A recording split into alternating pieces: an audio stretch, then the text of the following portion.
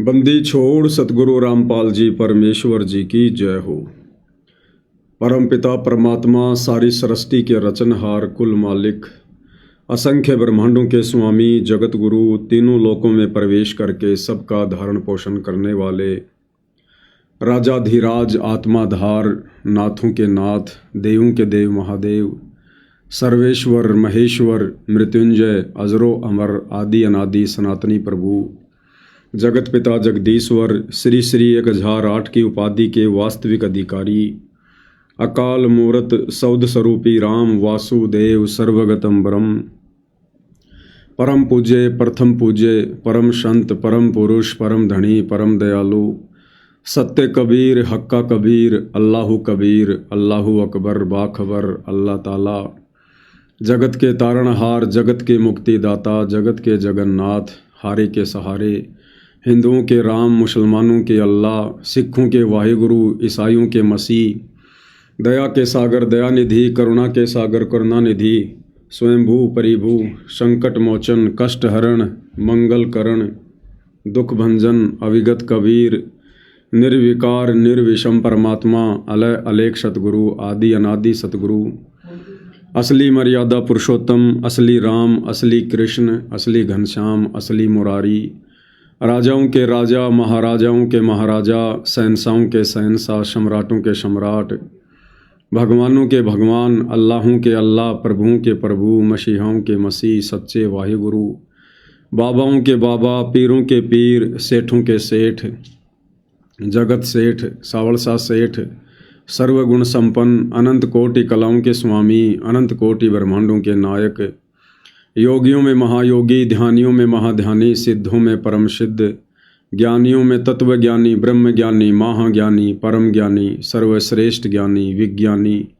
युवा कबीर समृद्ध कबीर असमवात अमित ओझा सच्चे रहनुमा करीम अल्लाह सुभान अल्लाह दुनिया के अंतिम पैगंबर 8 सितंबर 1951 से गांव धनाना जिला सोनीपत हरियाणा भारतवर्ष की पावन भूमि पे प्रकट रियल कल्कि भगवान श्री नारायण साकार हरि श्री बाबा साहेब नूर अनंत परमात्मा सच्चे दरवेश सच्चे बाखबर संत श्रोमणी सतगुरु रामपाल जी परमेश्वर जी के चरण कमल में साध संगति से जुड़े हुए देश विदेश से आप और हम सभी सत्सेवक भाई बहनों का अनंत कोटि दंडवत प्रणाम।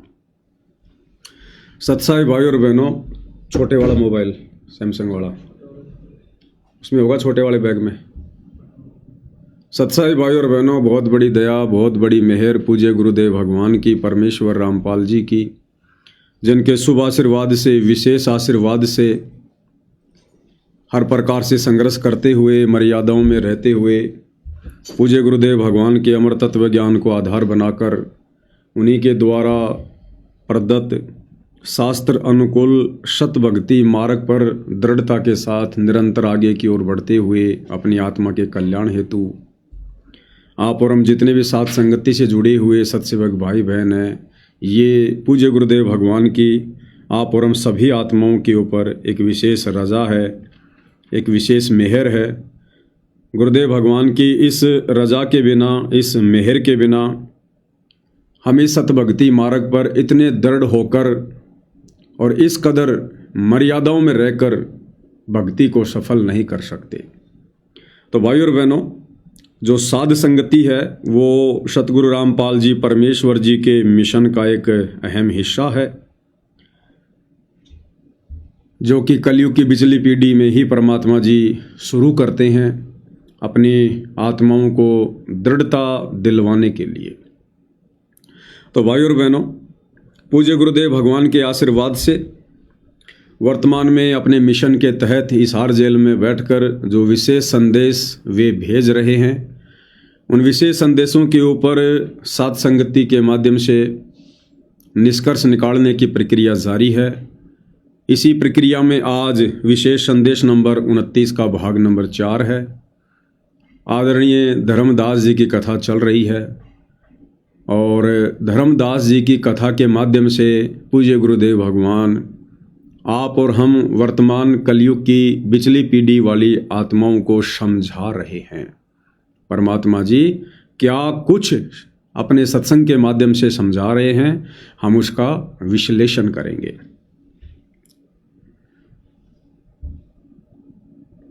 तो जब धर्मदास जी ने परमात्मा जी से जिद की कि हे परमेश्वर, मुझे एक बार आपका वो शतलोक दिखा दो जिसके विषय में आप इतना गुणगान कर रहे हो, इतनी महिमा कर रहे हो कि वहाँ ऐसे ऐसे सुख हैं कि ब्रह्मा विष्णु महेश जैसी अनंत करोड़ जो शक्तियाँ हैं, जिनको यहाँ पर हम शक्तियाँ मानकर बैठे हैं, उस शतलोक में तो परमात्मा के पहरेदार के रूप में सेवा दे रही हैं। ऐसी ऐसी अनंत करोड़ शक्तियाँ ब्रह्मा विष्णु महेश जैसी। तो धर्मदास जी की इच्छा हुई, जिज्ञासा हुई और कहा मुझे एक बार उस परमात्मा जी के दर्शन करवा दो।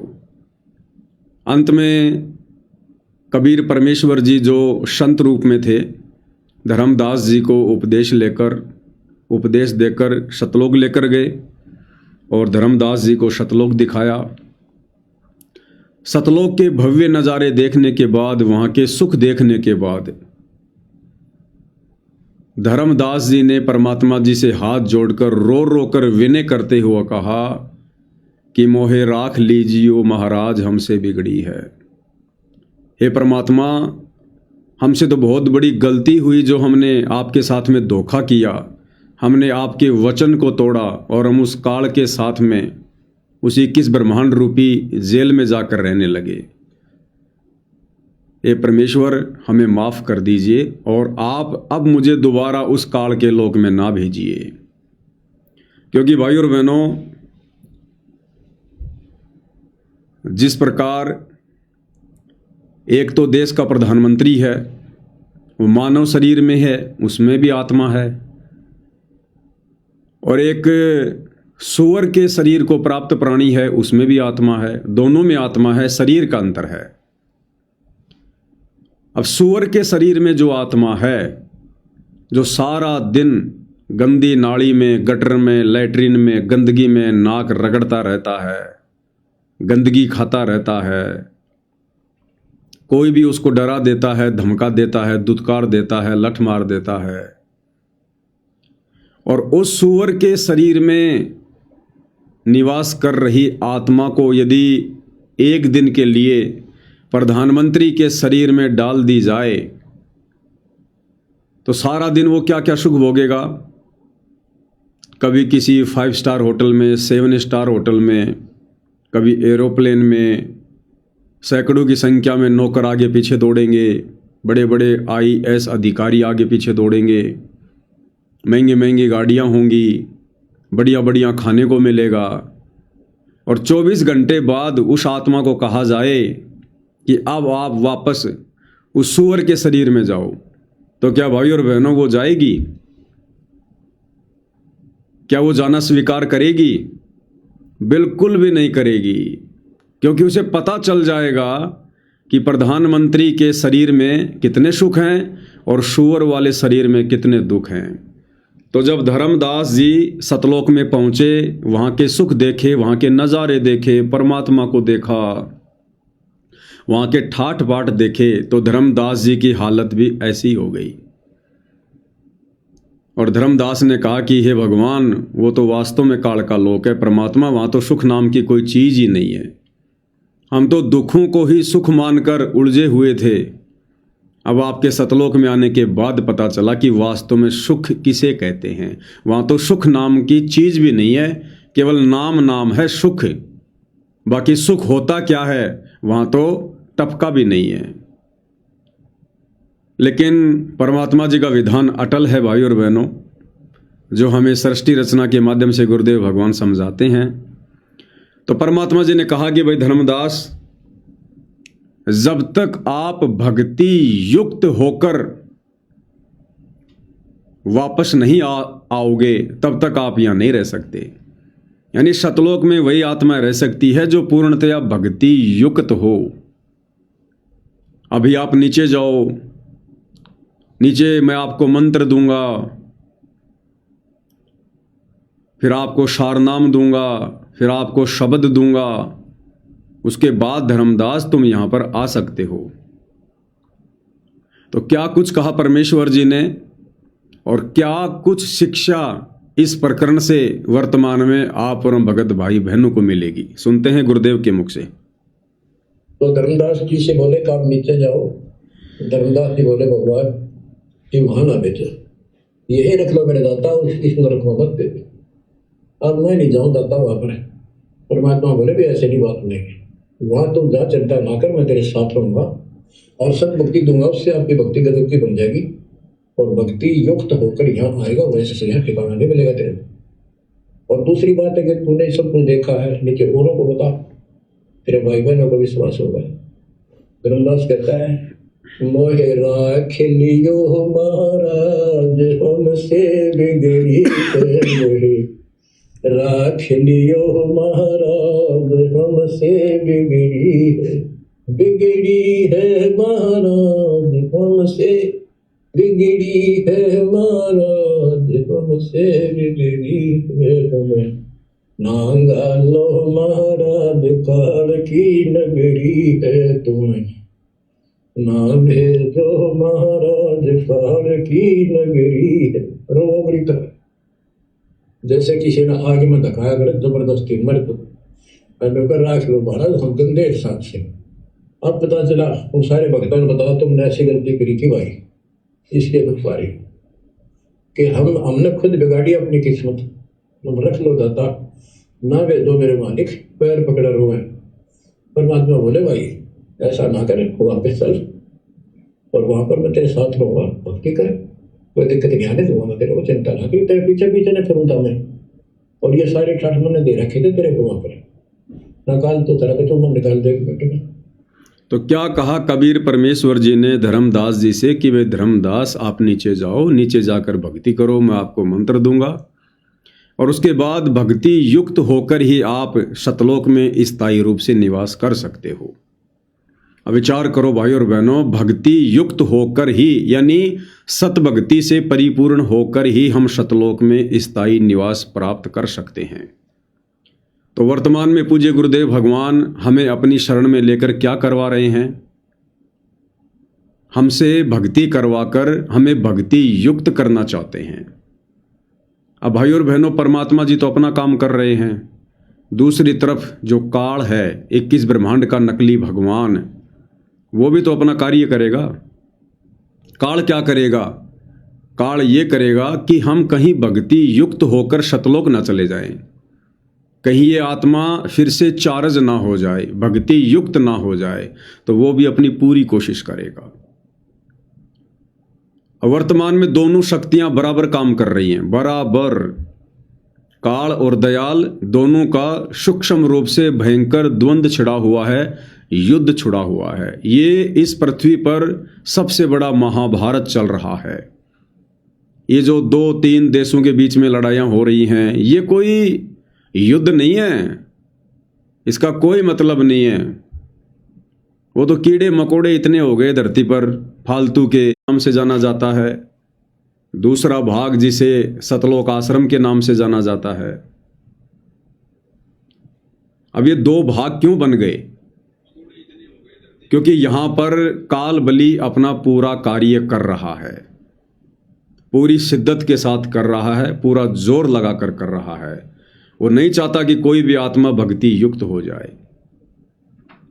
और भाई और बहनों, जब तक आप इस वर्तमान परीक्षा के समय में सतलोक आश्रम कमेटी के साथ में जुड़े रहेंगे, पूज्य गुरुदेव भगवान के कलयुगी परिवार के साथ, उनके बेटा बेटी भाई बंधु रिश्तेदारों के साथ, अपने कोऑर्डिनेटरों के साथ, नामदान संचालकों के साथ जुड़े रहेंगे, जब तक आप उनके कहे अनुसार चलेंगे, जब तक आप पूज्य गुरुदेव भगवान की मर्यादा तोड़ते रहेंगे, तब तक आप भक्ति युक्त नहीं हो सकते।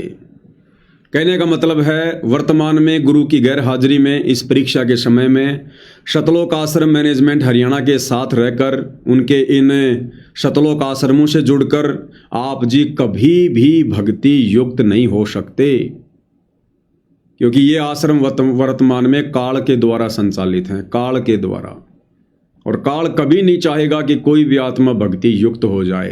तभी तो गुरुदेव भगवान की प्रत्येक मर्यादा भक्तों से तुड़वा दी गई है। अन्यथा सतगुरु रामपाल जी परमेश्वर जी के मार्ग में धनाना गांव में बैडमिंटन का स्टेडियम बनवाने का क्या काम। गुरुदेव भगवान तो मना करते हैं बच्चों, हमने तो गेम खेलना भी नहीं है, कोई खेलता है तो हमने सहयोग भी नहीं करना है। मोबाइल में भी वीडियो गेम जो खेलेगा उसका नामखंड होगा। यहाँ तो सतगुरु रामपाल जी के परिवार ने संगत के दान धर्म के करोड़ों रुपए से और गांव वालों के लिए बैडमिंटन का स्टेडियम बना दिया, तो मर्यादा टूटी ना। रोहतक के गांव किलोई में बास्केटबॉल का स्टेडियम बना दिया करोड़ों रुपए लगाकर। कहां से भक्ति युक्त हो जाओगे। हरियाणा के जाट आरक्षण में लाखों भक्तों को बैठा दिया गया। भक्तों के दान धर्म का ज्योति पाठ का करोड़ों रुपया, लगभग 5 करोड़ रुपया जाट आरक्षण में खर्च किया शतलोक आश्रम कमेटी ने संगत के दान धर्म का। कहां से भक्ति युक्त हो जाओगे भाई। राजस्थान के गैंगस्टर आनंदपाल सिंह की सीबीआई जांच का समर्थन करवा दिया काल ने। 5 लाख रुपए राजपूत करणी सेना को चंदे के रूप में दिलवा दिया। कहां से भक्ति युक्त हो जाओगे भाई। कहीं किसी की करोड़ों रुपए की लागत से लाइब्रेरी बनाई जा रही है, तो कहीं करोड़ों रुपए की लागत से जाटों की धर्मशाला बना दी गई है। कहीं छोटू राम धाम में 10-11 लाख रुपए दिए जा रहे हैं। कहां से भक्ति युक्त हो जाओगे। कहीं राजनीति में धक्के खिलाए जा रहे हैं, कभी कांग्रेस के पीछे, कभी बीजेपी के पीछे। भैया कहां से भक्ति युक्त हो जाओगे। ऊपर से काल ने अन्नपूर्णा मुहिम चलवा दी। सतगुरु के आदेश, ज्ञान और विधान के विरुद्ध जा जाकर लोगों को सूखा राशन बांटा जा रहा है, जबकि सतगुरु रामपाल जी के तो यहाँ तक आदेश हैं, अगर आपके घर पे कोई भूखा आ जाए तो भोजन करवा दो, जा जाके भोजन नहीं बांटना। यहाँ तो सूखा राशन बांटा जा रहा है। भगत समाज के ज्योति पाठ दान धर्म के पैसों से लाखों रुपए के लोगों के मकान बनवा कर दिए जा रहे हैं। टोटल विधान के विपरीत कार्य हो रहा है। कौन करवा रहा है। काल करवा रहा है। तो भैया भक्ति युक्त कहाँ से हो जाओगे। और भक्ति युक्त हुए बिना हम सतलोक में स्थायी रूप से निवास नहीं कर सकते। तो भाई और बहनों, इस प्रकार से ये काल अपनी सूक्ष्म चाल चलता है। ये ऐसे ठगता है भक्तों को महसूस भी नहीं होने देता। भक्तों को लगता हम जो कर रहे हैं बिल्कुल सही कर रहे हैं, क्योंकि गुरुदेव ने बताया कि कोई भी व्यक्ति कोई भी कार्य करता है, कोई भी साधना करता है, वो ये सोचकर ही करता कि मैं जो कर रहा हूं बहुत अच्छा कर रहा हूं। लेकिन वो अच्छा है या गलत है, ये तो फिर सतगुरु रामपाल जी के तत्व ज्ञान को आधार बनाकर ही विचार किया जा सकता है। तो गुरुदेव भगवान के तत्व ज्ञान आधार से ये जितने भी भक्ति विरुद्ध कर्म उनके परिवार ने संगत से करवा दिए हैं, ये भाई भक्ति युक्त होने के लक्षण नहीं हैं। तो काल पूरी शिद्दत के साथ अपना कार्य कर रहा है। दूसरी तरफ सतगुरु रामपाल जी परमेश्वर, वे भी पूरी शिद्दत के साथ अपना कार्य कर रहे हैं। हमारे जैसे 2 कोटि के जीवों को खड़ा करके निमित्त बना के सात संगति के माध्यम से परमेश्वर अपनी आत्माओं को भक्ति से युक्त कर रहे हैं, परिपूर्ण करवा रहे हैं। और जितनी ज़्यादा मर्यादा इन सतलोक आश्रमों में तोड़वाई जाती है, उतनी ही ज़्यादा दृढ़ता, उतना ही ज़्यादा विश्वास सात संगति के माध्यम से सत्सेवक भाई बहनों में परमात्मा जी पैदा करवा रहे हैं। तो असल में भाई और बहनों, गुरु को परमेश्वर मानकर, ज्ञान को आधार बनाकर, गुरु की गैर हाजिरी में घर को सतलोक आश्रम बनाकर जो भक्ति युक्त वाली जो प्रक्रिया चल रही है, वो केवल साध संगति में चल रही है। क्योंकि भक्ति युक्त हुए बिना हम सतलोक में स्थायी निवास नहीं कर सकते। आगे क्या कह रहे हैं गुरुदेव भगवान। धर्मदास को फिर हौसला हुआ और तीसरे दिन शरीर में वापस आया। आसपास सारे रिश्तेदार भी आ गए। 3 दिन में सारा गांव क्यों सेठ था, पैसे वाला था, लोग जोरदार बैठे, ना मरता ना जिंदा। इसका क्या हाल हो गया। परमात्मा ने बताया मैं काशी में हूँ, एक दुल्हे का काम करता हूँ, मेरा नाम कबीर है, मेरा गुरु रामानंद की है स्वामी राम, जो वहाँ के प्रसिद्ध संत हुआ करते थे। धर्मदास जी सचेत हुए, उठे भी देखा चारों तरफ हाहाकार मच, चारों जिंदा हो गए तो एकदम खुशी की लहर आ गई। आमने भी रोए तो वो कहने लगा क्या हो गया तुमको। वो बोले आप तो मर गए थे, ना मरो थे ना जियो थे, अचेत पड़े थे, बेहोश थे, हमको टेंशन हो गई थी कि मरेंगे। तब उसको विश्वास आ, नहीं तो सपना मानना वो, ये मन इतना दुष्ट है, इतना उल्टा चल रहा है। जब ठीक ठिकाने की तरफ चलता है जीव, परमात्मा कसर नहीं छोड़ती, ये उसका बाप है। तो तब धर्मदास को विश्वास हुआ तेरे की सचमुच में तो सचखंड गया, सतलोक गया था। फिर उनको बताने लग गया सारी, मैं वहाँ गया था, फुकंदा बाबा भगवान है, खुद है, सारी सृष्टि रचने वाले हैं, ब्रह्मा विष्णु महेश तक के सामने कुछ भी नहीं है। वो रिश्तेदार आए थे तो चले गए, पागल हो गया, पांडन दे जिंदा हो गया, शुक्र है। लेकिन जिसका लागे वो तन धर्मदास काशी पहुंचे और देखे दुल्हे के रूप में बैठे वही सूरत क्यों की तू चरणों में पड़ गए। क्या कुछ संदेश दिया गुरुदेव भगवान ने इस छोटे से सत्संग में? परमात्मा जी ने धर्मदास जी को इतना सारा ज्ञान समझाकर, सतलोक दिखाकर फिर वापस छोड़ा। उसके बाद परमात्मा जी ने कहा कि धर्मदास, मैं काशी में रहता हूँ, मेरा कबीर नाम है, ऐसे ऐसे जुलाहे का काम करता हूँ और दीक्षा लेने के लिए तू वहाँ पर आ जाना।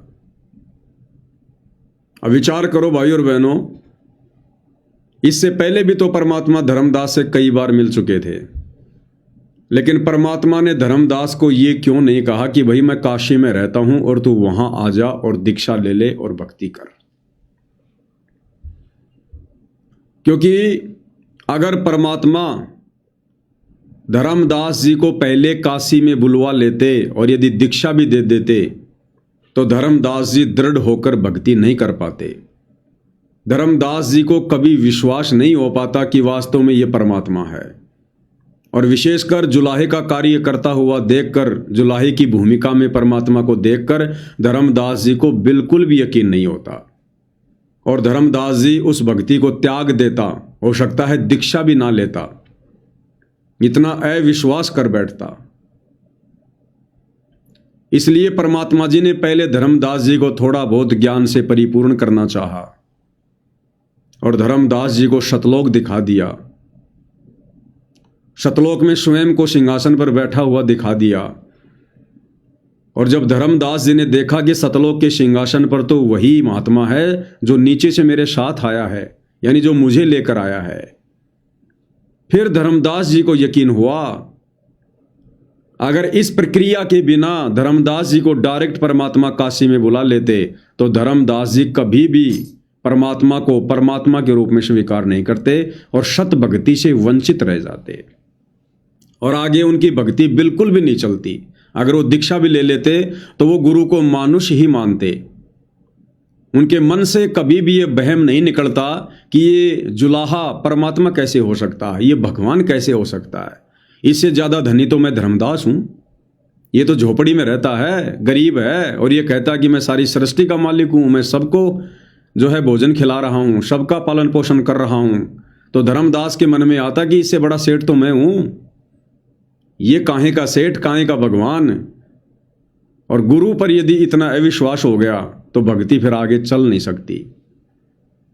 अर्थात भाई और बहनों, सतगुरु रामपाल जी परमेश्वर यहां पर यह संकेत करना चाहते हैं कि बच्चों, जब तक तुम भी इतना विश्वास अपने गुरु पर नहीं करोगे, अपने गुरु के वचन पर नहीं करोगे, इस भक्ति पर नहीं करोगे, सतलोक पर नहीं करोगे, तब तक चाहे तुम कोई भी नाम दीक्षा ले लो, तुम दृढ़ होकर इस मार्ग पर नहीं आगे बढ़ सकते। और तुम्हारे मन में काल हजार हजार ना जाने कितनी कितनी शंकाएं पैदा करेगा, तुम्हें कभी भी दृढ़ होकर भक्ति पर नहीं लगने देगा। इसके लिए भाई और बहनों, परमपिता परमेश्वर जी ने इतने खाड़े किए। सन 1994 से सतगुरु रामपाल जी ने गांव गांव जाकर, नगर नगर जाकर पाठ प्रकाश किए, सत्संग किए, ढेर सारी पुस्तकें लिखी, दिन रात हजारों की संख्या में सत्संग करके छोड़ दिए। शास्त्रों से, वेदों से, गीता से, कुरान से, पुराण से, बाइबल से, गुरु ग्रंथ साहिब से इतने ढेरों प्रमाण दिए, तब जाकर भाई और बहनों आज हमें यकीन हो पाया कि सतगुरु रामपाल जी कौन हैं, उनके द्वारा चलाया गया ये पंथ क्या है। अगर ये परमात्मा हमें इतने ढेरों प्रमाण ना देते और साथ में यदि भगत के अटके हुए कार्य सिद्ध ना करते, यदि ऐसे चमत्कार ना दिखाते, भगत के घर में लाभ ना देते, तो भाई और बहनों आज हमें भी यकीन नहीं हो पाता कि सदगुरु रामपाल जी ही परमात्मा हो सकते हैं। और इतना सब कुछ होने के बाद फिर परमेश्वर जी ने अपने मोक्ष मार्ग की शुरुआत की सन 2014 बरवाला कांड के बाद साध संगति की। इससे पहले हम साध संगति से नहीं जुड़ सकते थे। इससे पहले हम साध संगति से जुड़कर अपने गुरु को परमात्मा मानकर भक्ति नहीं कर सकते थे। इस साध संगति से जोड़ने के लिए, जो कि सतलोक के लिए मोक्ष का दरवाजा है, सतलोक के लिए ट्रेनिंग सेंटर है, इस साध संगति रूपी ट्रेनिंग सेंटर से जोड़ने के लिए गुरुदेव भगवान ने इतने प्रयत्न किए। जैसे धर्मदास जी को काशी बुलाने के लिए परमात्मा जी ने पहले कितने प्रयास किए, कितने प्रयत्न किए, उसके अंदर विश्वास पैदा करने के लिए। और यही कारण है भाई और बहनों, इतना सब कुछ देखने के बाद आंखों, उसके बाद आज हम साध संगति से जुड़कर भक्ति कर पा रहे हैं। अन्यथा साध संगति से जुड़ना कोई बच्चों का काम नहीं है, ऐरी गैरी आत्माओं का काम नहीं है, जो साध संगति से जुड़कर और साध संगति की मर्यादाओं में रहकर जो भक्ति कर सके। इन सतलोक आश्रम से जुड़े भाई बहनों से तो 21 मर्यादा ही पूरी तरह से नहीं निभाई जा रही। प्रथम नाम दीक्षा के समय जो 21 सूत्रीय नियम है, हालांकि फोरम पर तो 11 नियम है, लेकिन ज्ञान गंगा पुस्तक में 21 नियम है प्रथम नाम दीक्षा के समय। तो सतलोक आश्रमों से जुड़े भाई बहनों से, गुरुदेव के कलयुगी बेटा बेटी भाई बंधु रिश्तेदारों से, इन कोऑर्डिनेटरों से, इनसे तो 21 सूत्रीय नियम भी अच्छे से फॉलो नहीं किए जा रहे। और साध संगति से जुड़े भाई बहन, आपने अगर शंका समाधान की पुस्तक मंगवा कर पढ़ी है तो आपको पता चलेगा 180 नियम तो शंका समाधान की पुस्तक में हैं। 180 नियम तो शंका समाधान की पुस्तक में हैं। और इसके अलावा और सैकड़ों की संख्या में नियम सत्सेवक भाई बहन फॉलो करते हैं, जिन नियमों का इन आश्रमों से जुड़े भाई बहनों को तो पता भी नहीं है। ये लोग तो बेसिक नियम भी फॉलो नहीं कर रहे। और ये इतने सारे नियम हम क्यों फॉलो कर पा रहे हैं भाई और बहनों? 180 नियम यानी जीवित मरने वाली स्थिति। 180 नियम जो शंका समाधान पुस्तक में लिखे हैं, ये वही आत्मा फॉलो कर सकती है जिस आत्मा ने खुद को भक्ति मार्ग पर जीवित मार लिया है। और जीवित मारने का एक ही फॉर्मूला है, लोकलाज से दूर हो जाना।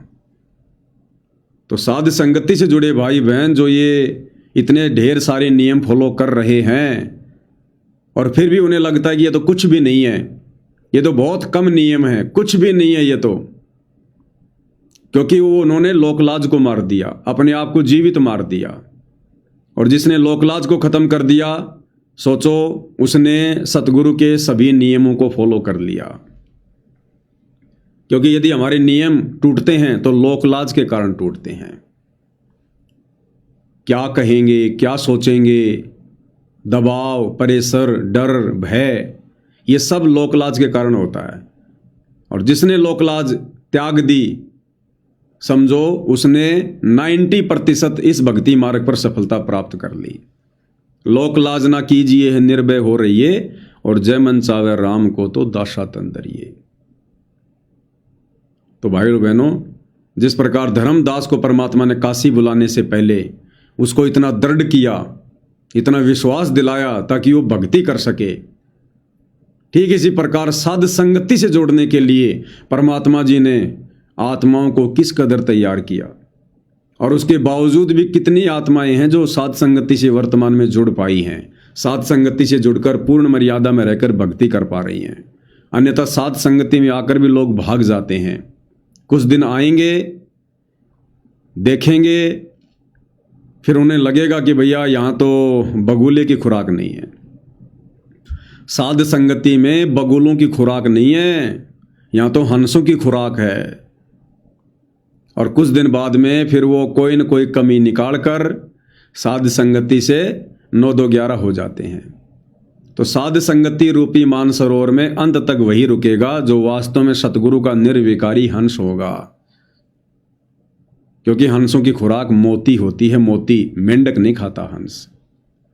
तो ये गंदी राजनीति करने वाले, स्टेडियम बनाने वाले, राजनेताओं के पीछे दौड़ने वाले, सामाजिक लोगों के पीछे दौड़ने वाले, झूठा भाईचारा निभाने वाले, बिना सोचे समझे दान धर्म देने वाले, भेड़ चाल में चलने वाले, इस प्रकार के भगत भाई बहन साध संगति से जुड़कर भक्ति नहीं कर सकते।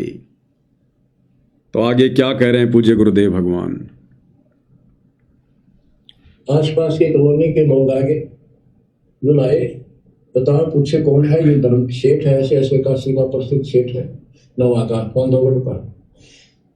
और सब लोग के देख किसी पागल हो रहे लोग इस नीरू के पुत्र को भगवान मानते हैं, इनकी अकल पर पत्थर पड़ी। यानी दुल्हाए भी ये बात बोल रहे हैं, लो देखा वो यही कर। गुरुदेव भगवान कह रहे हैं जब धर्मदास जी काशी में गए, जो परमात्मा जी ने कहा था कि भाई मैं वहां पर जुलाई का काम करता हूं, ये मेरा नाम है, तू वहां आ जाना, मैं तेरे को सतनाम दूंगा। जब धर्मदास जी सतनाम लेने के लिए गए और जब धर्मदास जी ने देखा कि ये तो वही परमात्मा है भाई, चरणों में गिर गया, रोने लगा, लोगों से कहने लगा। और जब काशी के लोगों को पता चला, उन जुलाहों को, कि भाई ऐसे ऐसे एक बांधवगढ़ का एक बहुत बड़ा सेठ धर्मदास यहां पर आया हुआ है और इस नीरू के पुत्र इस कबीर को परमात्मा बता रहा है, भगवान बता रहा है, उसके चरणों में गिर रहा है, रो रहा है। तो सारे जुलाहे मजाक उड़ाने लगे कि भैया ये सेठ भी पागल हो गया, ये नीरू का बेटा बड़ा चमत्कारी है, बड़ा जंतर मंत्र करता है, ये इसने इस सेठ को भी वशीकरण में ले लिया, इसको भी मोल लिया इसने, अब ये भी इसी के गुण गा रहा है। क्योंकि भाई और बहनों, सदियों से एक कहावत रही है कि घर का जोगी जोगना, बाहर का जोगी सिद्ध, और दीपक तले हमेशा अंधेरा रहता है। अब धर्मदास जी ने तो आंखों देख लिया भगवान को, सतलोक में बैठा देख लिया, अनंत कोटि ब्रह्मांडों के सिंहासन पर, रतन जड़ित सिंहासन पर, उनकी ओरिजिनल आभा, उनका नूर देखा। अब धर्मदास कैसे माने उन जुलाहों की बात, जिसने आंखों देख लिया और जुलाहे मजाक उड़ा रहे हैं कि देखिए नीरू के बेटे को परमात्मा कह रहा है, भगवान कह रहा है। तो भाई और बहनों, वो स्थिति वर्तमान में सतगुरु रामपाल जी के पंथ में है। साध संगति से जुड़े भाई बहन जिन्होंने सतगुरु रामपाल जी को तत्व ज्ञान की दृष्टि से परमात्मा के रूप में जान लिया, पहचान लिया है, जिन साध संगति से जुड़े भाई बहनों को सतगुरु रामपाल जी में कबीर भगवान दिखाई दे रहा है, शब्द रूप कबीर भगवान दिखाई दे रहा है, और हम अपने गुरु को परमात्मा मानकर परमात्मा वाली क्रिया ही कर रहे हैं। गीता अध्याय 3 श्लोक 13 के अनुसार प्रतिदिन घर घर उन्हें भोग लग रहा है, भोग की आरती के साथ। घर घर में परमपिता परमेश्वर जी के सिंहासन लग गए हैं, उन्हें अपना आराध्य इष्ट देव मानकर पूजा जा रहा है।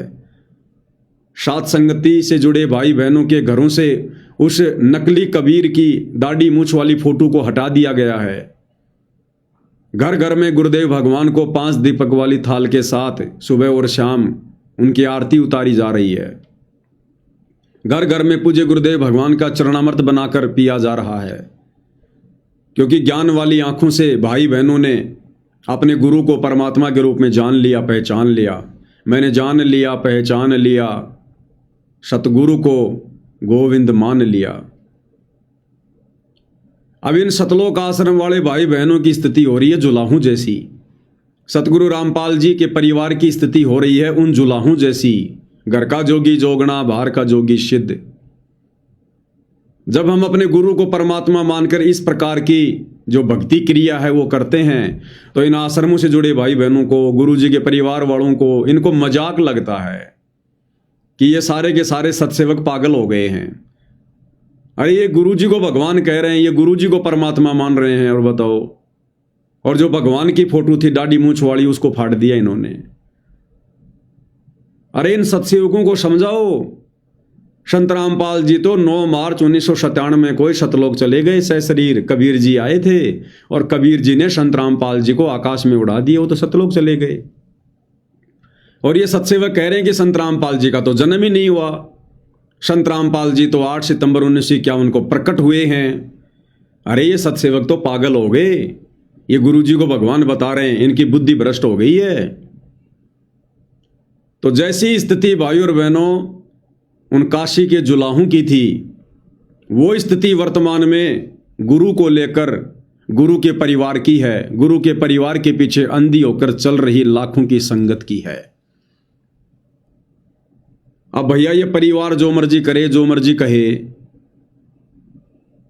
हमारी स्थिति जब धर्मदास वाली हो चुकी है, धर्मदास ने आंखों से देख लिया, हमने ज्ञान वाली आंखों से देख लिया।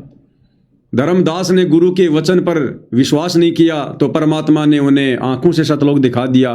हमने अपने गुरुदेव के वचन पर विश्वास किया तो गुरुदेव ने हमारी दिव्य दृष्टि खोल दी। गरीब ऐसा सतगुरु हम में लिया, ज्ञान योग दिया खोल। तो गुरुदेव ने हमारा ज्ञान योग खोल दिया सत्सेवकों का, और ज्ञान से पहचान करवा दी। तो अब हम कैसे यकीन करें इस नादान संगत की उन बेवकूफ भरी बातों पर? हम क्यों यकीन करें? क्योंकि हमने तो ज्ञान वाली आंखों से गुरु को पहचाना है। तो भाई और बहनों, जिस प्रकार धर्मदास जी ने किसी भी जुलाई की कोई बात नहीं मानी, धर्मदास के ऊपर कोई असर नहीं हुआ, क्योंकि धर्मदास जी आंखों देख कर आया था। और जो वर्तमान कलयुग की बिचली पीढ़ी में ज्ञान वाली आंखों का इस्तेमाल करके अपने गुरु की पहचान नहीं करेगा, वो धीरे धीरे गुरु को मानुष मानने के चलते एक दिन ऐसा आएगा वो भक्ति पद और मर्यादाओं से नीचे गिर जाएगा। और आप देख रहे हो भाई और बहनों, भक्ति मर्यादाओं से तो पूरी संगत नीचे गिर चुकी है, गुरु का परिवार नीचे गिरा हुआ है। और जब मर्यादाएं नहीं है तो कुछ दिनों बाद में ये भक्ति से भी नीचे गिरते चले जाएंगे। हम सत्सेवक भाई बहनों की और सतलोक आश्रम से जुड़े गुरुदेव के कलयुगी परिवार की और उस नादान संगत की हालत उन कुत्तों की तरह है, जिन कुत्तों को लेकर एक छोटी सी कथा है। एक कुत्ता था और वो कुत्ता एक खरगोश के पीछे दौड़ रहा था। खरगोश 20-30 मीटर आगे था, कुत्ता पीछे था, दोनों आगे पीछे दौड़ रहे थे। काफी समय हो गया। दौड़ लगाते लगाते एक गांव आ गया। अब खरगोश दौड़ता है तो आवाज थोड़ी कम आती है, और जब वो कुत्ता दौड़ता है तो आवाज ज्यादा आती है। तो गांव के बाहर 10-15 जो कुत्ते थे और बैठे हुए थे, लेट रहे थे, आराम फरमा रहे थे। तो खरगोश तो फटाफट निकल गया, कुत्तों का ध्यान नहीं गया। जब दूसरा कुत्ता पीछे से आया आवाज करता हुआ तो बाकी कुत्ते जाग गए और देखा भाई ये क्यों भाग रहा है, कहां भाग रहा है। वो बाकी कुत्ते भी उस कुत्ते के पीछे पीछे दौड़ लिए कि जरूर कोई न कोई बात है, जरूर कोई न कोई बात है। बाकी सारे कुत्ते उस कुत्ते के पीछे दौड़ लिए। इतने में वो खरगोश झाड़ियों में जो है कोई बिल वगैरह था, कोई गुफा थी सकड़ी सी, उस गुफा के अंदर जाके वो गहरा छिप गया। और जो एक कुत्ता उसके पीछे दौड़ रहा था उसने देख लिया। तो वो जो कुत्ता था उस झाड़ी के चारों तरफ चक्कर काटने लगा, और वो जो बिल था उस बिल के पास में टकटकी लगा के खड़ा रहा कि खरगोश इसी के अंदर है, जाएगा कहां। अब उस कुत्ते को यकीन था, उस कुत्ते ने अपनी आंखों से देखा, इसलिए कुत्ते को विश्वास था कि खरगोश इसी बिल के अंदर है। वो कुत्ता वहीं खड़ा रहा। बाकी कुत्ते जो देखा देखी में दौड़े थे उनको खरगोश दिखाई नहीं दिया। अब वो कुत्ते थोड़ी देर तो सूंगा सांगी करके इधर उधर घूम घाम के 10-15 मिनट तो खड़े रहे। उसके बाद धीरे धीरे एक एक करके और वहां से 9-2-11 हो लिए, क्योंकि उन कुत्तों ने खरगोश को देखा नहीं और खरगोश को बिल में घुसते हुए नहीं देखा, जिस कारण से उन कुत्तों को यकीन नहीं था वो कुत्ते विश्वास के साथ वहां पर खड़े नहीं रह सकते थे, तो वो बाकी कुत्ते धीरे धीरे वहां से निकल लिए और वो एक कुत्ता वहां पर टकटकी लगा के खड़ा रहा और कुछ देर बाद उसने खरगोश को पकड़ लिया और मुंह में दबा के उधर से ही निकला। बाकी कुत्ते देखते रह गए। तो जो प्रथम कुत्ता है वो कुत्ता है साध संगति से जुड़े सत्सेवक भाई बहन। जिन कुत्तों ने सतगुरु रामपाल जी के, जिन साध संगति से जुड़े कुत्तों ने सतगुरु रामपाल जी को ज्ञान वाली आंखों से देखा है, जाना है, पहचाना है, परमात्मा के रूप में हृदय से स्वीकार किया है। और जो दूसरे जो कुत्ते थे काफी संख्या में, वो कुत्ते हैं जो सतलोक आश्रम वाले हैं, गुरुदेव के बेटा बेटी भाई बंधु रिश्तेदार हैं। सतगुरु रामपाल जी के इन कुत्तों को विश्वास नहीं है कि तुम्हारा गुरु ही परमात्मा है, तुम्हारा गुरु ही भगवान है। तो ये कुत्ते धीरे धीरे धीरे धीरे एक एक करके और ये भक्ति से भी 9-2-11 हो जाएंगे। इसलिए भाई और बहनों, आप और हम साध संगति से जुड़कर मर्यादाओं में रहकर भक्ति कर रहे हैं, क्योंकि हमारी आत्मा ने हमारे परमात्मा को पहचान लिया, हमने सतगुरु के मिशन को पहचान लिया, हमने इस मनुष्य जन्म से क्या करना है हमने वो बात जान ली। इसलिए हम दृढ़ता के साथ साथ संगति से जुड़े हुए हैं। और ये दुनिया भर के तमाम नियम, अगर लाखों नियम भी लागू कर दिए जाएं सतगुरु रामपाल जी की प्राप्ति के लिए, सतलोक की प्राप्ति के लिए, तो भी हमारे लिए कुछ नहीं है, कुछ नहीं, रत्ती भर भी नहीं है। हम लाखों नियम भी हर स्वीकार कर जाएंगे, क्योंकि हमें पता चल गया कि सतगुरु रामपाल जी कौन है और हमने इस मनुष्य शरीर से क्या करना है। तो भाई और बहनों, जिस प्रकार धर्मदास जी को दृढ़ विश्वास हो गया था आंखों देखकर, इसी प्रकार ज्ञान वाली आंखों से सतगुरु रामपाल जी को पहचान कर हम सत्सेवक भाई बहनों को भी दृढ़ विश्वास हो गया है। इसलिए हम इस भक्ति मार्ग पर ना तो कोई गलती कर सकते, ना कोई मर्यादा तोड़ सकते, ना कोई नियम भंग कर सकते, ना हम ऐसी कोई क्रिया कर सकते जिस क्रिया के करने से हमारे गुरुदेव भगवान नाराज हों। तब भाई और बहनों, हम इस मार्ग पर सफलता प्राप्त कर पाएंगे। आगे क्या कह रहे हैं गुरुदेव भगवान? धर्मदास जी ने चरण पकड़ कर छोड़े नहीं, परमात्मा गलती बहुत होगी, हे दयालु माफ करो। जब परमेश्वर ने उसको कहा, बच्चा तेरा दोष नहीं, इस काल में सबकी बुद्धि पैर रखी, और जो भी ये सारा संसार आपको दिखाई देता है ये कुछ भी नहीं है। 1 सेकंड में मृत्यु हो जाती है इंसान की और फिर कुत्ते गधे बनाकर छोड़ देता है। इसने तो सच्ची भक्ति करने नहीं देनी, या सच्ची भक्ति या दसी की आस्था मैं ही जीवों की बनाए रखे हुए हूँ। उस टाइम तो धर्मदास जी सारी मन था, वो बात ही नहीं रही। अब परमात्मा बोले, धर्मदास आप अपने घर जाओ और बच्चा मैं वही आऊँगा तुम्हारे पास। धर्मदास बोला, जी आइयो मेरा बेटा भी समझाइयो। और फिर धर्मदास जी को कबीर परमात्मा जी ने काशी में क्या कहा कि बेटा धर्मदास, अब तू वापस बांधवगढ़ जा और मैं वहीं आऊँगा तेरे पास में। अब मैं तेरे पास में वहीं आऊँगा। क्यों कहा परमात्मा ने ऐसा? जबकि गुरु के पास तो शिष्य न जाना चाहिए, बार बार जाना चाहिए। यहाँ पर गुरु कह रहा है अपने शिष्य से कि बेटा तू घर जा, मैं तेरे पास घर पर ही आऊँगा। जबकि उस समय तो परमात्मा के लाखों की संख्या में शिष्य हो गए थे। क्यों कहा परमात्मा ने कि अब तू वापस जा घर पर और मैं वहीं आऊँगा। भाई और बहनों, जब हम अपने गुरुदेव भगवान को जान लेते हैं, पहचान लेते हैं, अब जान लेंगे, पहचान लेंगे, तो फिर मर्यादा तोड़ने का तो सवाल ही पैदा नहीं होता। फिर तो जब इतना विश्वास एक भगत को, एक शिष्य को अपने गुरुदेव भगवान पर हो जाता है, उसके बाद वो गुरु उस भगत के घर पर शब्द रूप में प्रकट हो जाता है। फिर परमात्मा उसे भटकाता नहीं है, उसे धक्के नहीं खिलाता है। फिर परमात्मा उस विश्वासी आत्मा से भक्ति करवाता है। आज हम सत्सेवक भाई बहन गुरु की गैर हाजिरी में इन सतलोक आश्रमों में जाकर धक्के क्यों नहीं खा रहे? हम इस बाकी नादान संगत की तरह बेवकूफ़ी भरे कार्य क्यों नहीं कर रहे? क्योंकि हमने गुरु को जान लिया, पहचान लिया, हमारे को विश्वास हो गया और हमने अपना टारगेट केवल मोक्ष प्राप्ति को बना लिया कि मोक्ष प्राप्त करने के लिए, गुरु की मर्यादा निभाने के लिए, चाहे समाज से संघर्ष करना पड़े, चाहे परिवार से करना पड़े, कुछ भी करना पड़े, सब कुछ करेंगे। अब हम पीछे कदम नहीं हटाएंगे। ये गर्दन जा सकती है लेकिन अब हम पीछे नहीं हटेंगे। भाई घर छूटो, चाहे जग रूठो, चाहे रूठो ये संसारा हो, कौन सुनेगा मेरी काल लोक में, जब गुरु रूठ गया मेरा हो।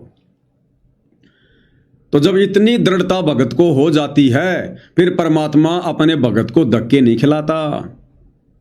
और 2014 बरवाला कांड के बाद साध संगति से जुड़कर हम भगत भाई बहनों को इतनी दृढ़ता आ चुकी है, हमने गुरुदेव भगवान को परमात्मा के रूप में स्वीकार कर लिया है, हमने विश्वास कर लिया है कि हमारे गुरुदेव के अलावा सृष्टि में दूसरा कोई कबीर, कोई भगवान नहीं है। अगर कोई कहीं बैठा है तो हमारे गुरुदेव भगवान ही, जो अनंत कोटि कलाओं के स्वामी है, अपना दूसरा रूप बनाकर बैठे हैं।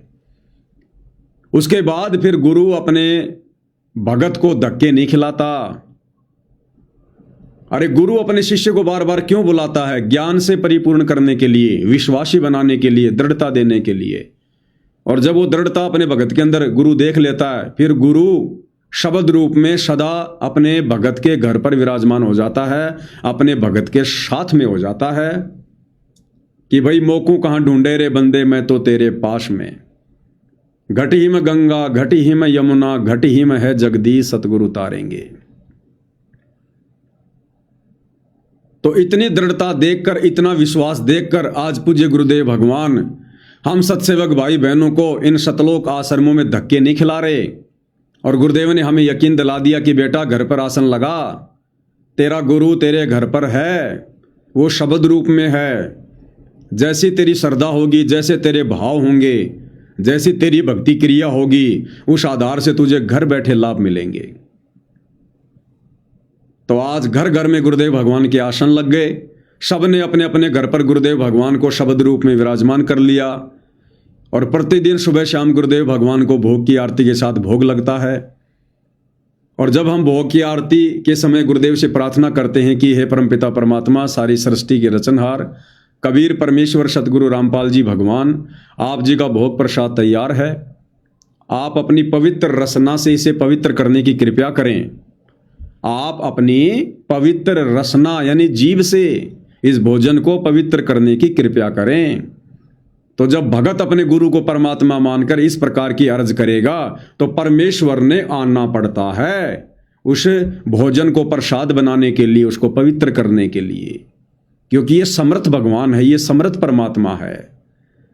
गोता मारूं स्वर्ग में, जा बैठूं पाताल, गरीब दास ढूंढता फिरूं अपने हीरे मोती लाल। क्या अमेरिका, क्या जापान, क्या इंग्लैंड, क्या हिंदुस्तान, इस परमात्मा के लिए तो एक क्षण का भी कार्य नहीं है वहां आना जाना, एक क्षण का भी। तो इस प्रकार से गुरुदेव भगवान सत्सेवकों के घरों पर शब्द रूप में विराजमान है, प्रकट है। इसलिए परमात्मा जी ने धर्मदास को कहा, क्योंकि धर्मदास को विश्वास हो गया था। धर्मदास ने सतलोक में आंखों से देख लिया था कि भाई ये तो वही भगवान है जो सतलोक में था, तो विश्वास हो गया। विश्वास हो गया तो फिर परमात्मा क्यों धक्के खिलाएगा अपने भगत को?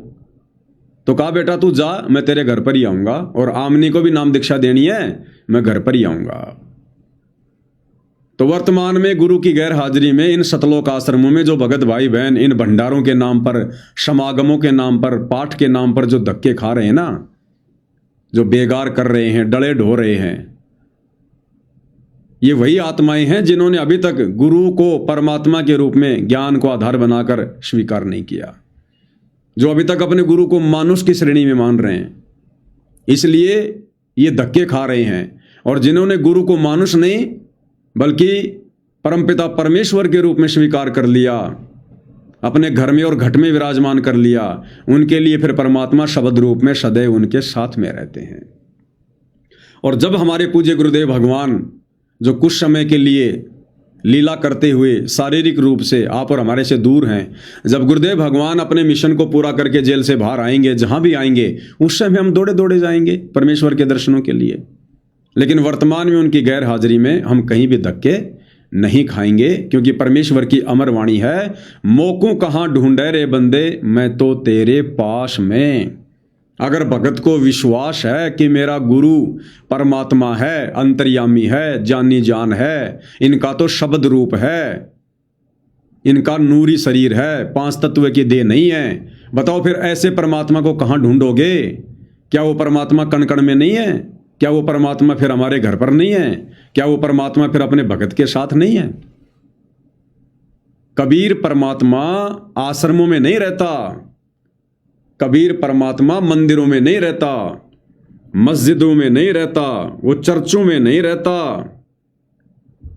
वो पहाड़ों पर नहीं बैठता।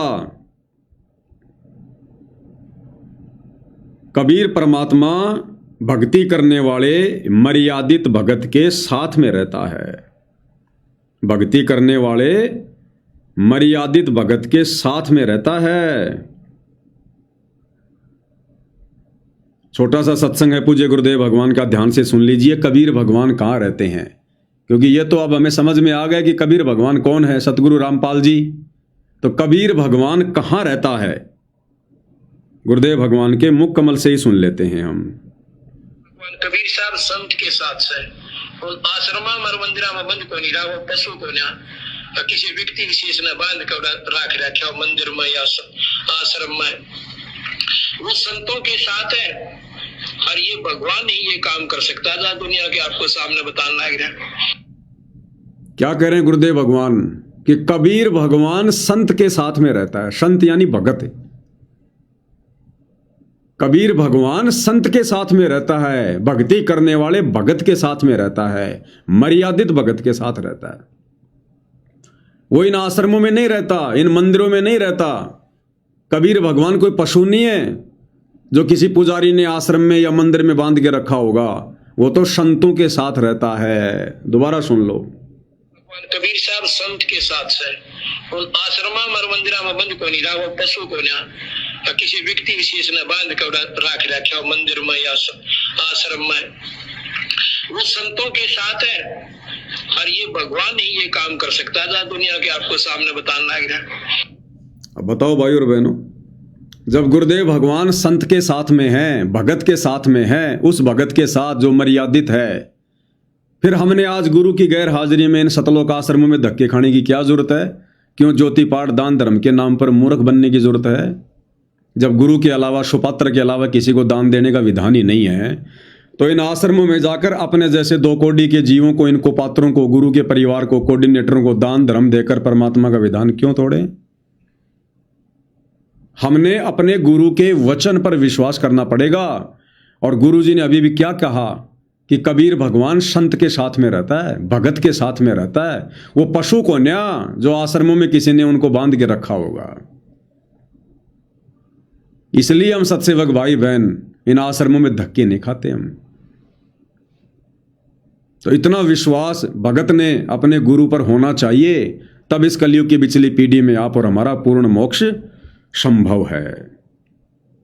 इस सारी मान्यता वो बात ही नहीं रही। अब परमात्मा बोले धर्मदास आप अपने घर जाओ और बच्चा मैं वही आऊंगा तुम्हारे पास। धर्मदास बोला जी आइयो, मेरा बेटे ने भी समझाइयो और आमनी ने भी सतनाम दिया, बेटा भाई मैं आऊंगा पक्का। धर्मदास से ले गए परमात्मा वहां, आमनी को नाम दिया और धर्मदास जी बोले जी मेरा एक पुत्र है नारायण दास, उसको भी समझाओ। धर्मदास जी ने नारायण दास बुलाया, क्या जा भाई, गुरु जी आई, भगवान आ रही है। बैठ गया, परमात्मा ने जो ज्ञान सुनाया वो उसका चल पड़ा। फिर बुलाए तो भी नहीं आया, अगली बार भगवान ने खूब कह दिया, बुला जा भाई तेरे बेटे का नाम दे दूंगा। धर्मदास गया, बेटा आ जा, नारायण दास कल्याण हो जाएगा। काल के जाल में फंस गई। वो कहता पिताजी आपकी मति मारेगी, इस जो लाए ना आपको बुद्धि भ्रष्ट कर दिया, देवताओं को छोटा बताता है ये देवताओं की निंदा करता है, मैं न इसके दर्शन भी करूं। धर्मदास ने खूब कह दिया पर लड़का मानना नहीं। धर्मदास जी रोने लग गया, महाराज के करनो मात दाता एक का पुत्र मेरा परिकाल के मुंह मजाक, दया करो दाता, इसको शरण में ले लो दाता। हे भगवान मैं बहुत दुखी हूँ। परमात्मा बोले बेटा मैं समझाऊं, तू समझावे और इसकी माँ समझावे, कि तुम्हारे से ज्यादा इसका दर्द कौन हो सकता है। जब ये आपकी नहीं मानता तो भाई इसको छोड़ दो। ये महाराज ने के छेड़ा जाता है, ये महाराज समझाओ इसने। परमात्मा बोले भाई यो काल का दूत भेज रखा तेरे घर पर, तेरा कति तो कर दे तो बंद रखा तू, या बात मान ले मेरी। अब काल का दूत का धर्मदास का दुख हुआ इस बात का। एक लौटे पुत्र ने बोल की काल का दूत क्यों बता रहे हैं। परमात्मा बोले कि तेरा बेटा कहाँ पर है, उसको एक बार ले आया यहाँ पर। धर्मदास बोले बेटा था तो कुछ ना सुनिए, बैठ जाओ बस। वो आ गया तो परमात्मा ने उसकी तरफ ऐसे आशीर्वाद वाला हाथ किया और धर्मदास से बोला देख ये है तेरी बॉडी के अंदर, इस शरीर के अंदर यू काल बैठा, उसका शकल देखी उसने छोरे के अंदर से, वो वास्तविकता थी काल के दूत की। उत्सा माता लंबे दूत विकराल शरीर। परमात्मा बोले यू बैठा इसके अंदर, यू काल का दूत है, ये कभी भी नाम नहीं लेगा ना तेरे साथ चलेगा। जब धर्मदास बोला नारायण दास जा बेटा जा जा कर ले काम कर ले काम। चलना बढ़ गया, भगवान मेरा तो बीज नष्ट हो गया, हे भगवान मेरा तो वंश ऊपर चला गया, वो पता ही काल पैदा कर हो गया मेरा तो। जब कबीर परमात्मा काशी से चलकर धर्मदास जी के पास बांधवगढ़ में आए, सत्संग करने लगे, और भी नगर के लोग आ गए धर्मदास जी की प्रार्थना पर। धर्मदास जी ने परमात्मा यानी अपने सतगुरु से प्रार्थना की कि हे सतगुरु, मेरा एक पुत्र है नारायण दास, उसको भी अपनी शरण में ले लो। परमात्मा ने कहा कि भाई धर्मदास, तेरा जो बेटा है ना, ये काल के द्वारा भेजा गया उसका दूत है, तेरी भक्ति बर्बाद करवाने के लिए। लेकिन धर्मदास जी को यकीन नहीं हुआ। अंत में परमात्मा ने कहा कि जा बे ले आ अपने बेटे को। बैला फुसलाकर धर्मदास नारायण दास को ले आया कि बेटा तू बैठ जाना वहां बस। और जब नारायण दास आया तो कबीर परमेश्वर जी ने आशीर्वाद देकर धर्मदास जी की दिव्य दृष्टि खोलकर और उस नारायण दास के अंदर काल के द्वारा भेजे गए दूत के दर्शन करवाए, मृत्यु अंधा नाम के दूत के दर्शन करवाए। जब धर्मदास ने देखा वो चेहरा, वो काल रूप, कालजा बैठ गया और नारायण दास को वापस भेज दिया वहां से कि जा बेटा अपना काम धंधा कर ले। उसके बाद धर्मदास सिर पकड़कर बैठ गया कि हे भगवान, मेरा तो बीज नाश हो गया, हे भगवान मेरा तो कुल नाश हो गया, मेरा तो एक ही बेटा और ये काल का दूत, मेरा तो बीज नाश हो गया, मेरा तो वंश नाश हो गया, मेरा वंश कैसे चलेगा। अब मालिक अंतर्यामी थे, जानी जान थे भाई और बहनों। अब परमात्मा जी ने क्या बताया धर्मदास जी को वंश के बारे में, ये आज हम कलयुग की बिचली पीढ़ी वाले भक्तों के लिए शिक्षा है। ये कबीर सागर धर्मदास की कथा, ये आप और हमारे लिए सारा प्रयत्न किया जा रहा है गुरुदेव भगवान के द्वारा कि हम दृढ़ हो जाएं, हम कोई भी ऐसी गलती ना करें, हमारे अंदर कोई भी ऐसी कमजोरी ना रहे जो कमजोरी धर्मदास जी के अंदर थी। इन कथाओं के माध्यम से हमने दृढ़ होना है, हमने शिक्षा लेनी है। इस परिवार मोह में, इस पुत्र मोह में कहीं हम अपनी भक्ति बर्बाद ना कर दें, इस वंश के चक्कर में, इस खानदान के चक्कर में। तो क्या कहा परमपिता परमेश्वर जी ने धर्मदास से, सुनिएगा।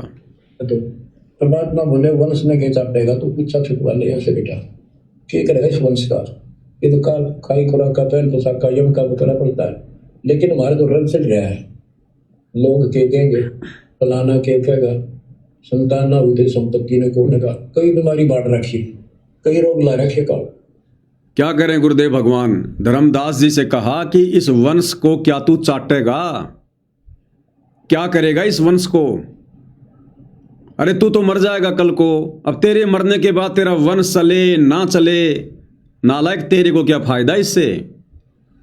तू तो चला गया यहां से, अगर मोक्ष नहीं हुआ तो दूसरी योनि में जाएगा, तो वहां जाकर अपना वंश चलाएगा, पीछे वाले वंश की तेरे को याद भी नहीं रहेगी और ना वो तेरे को याद करेंगे।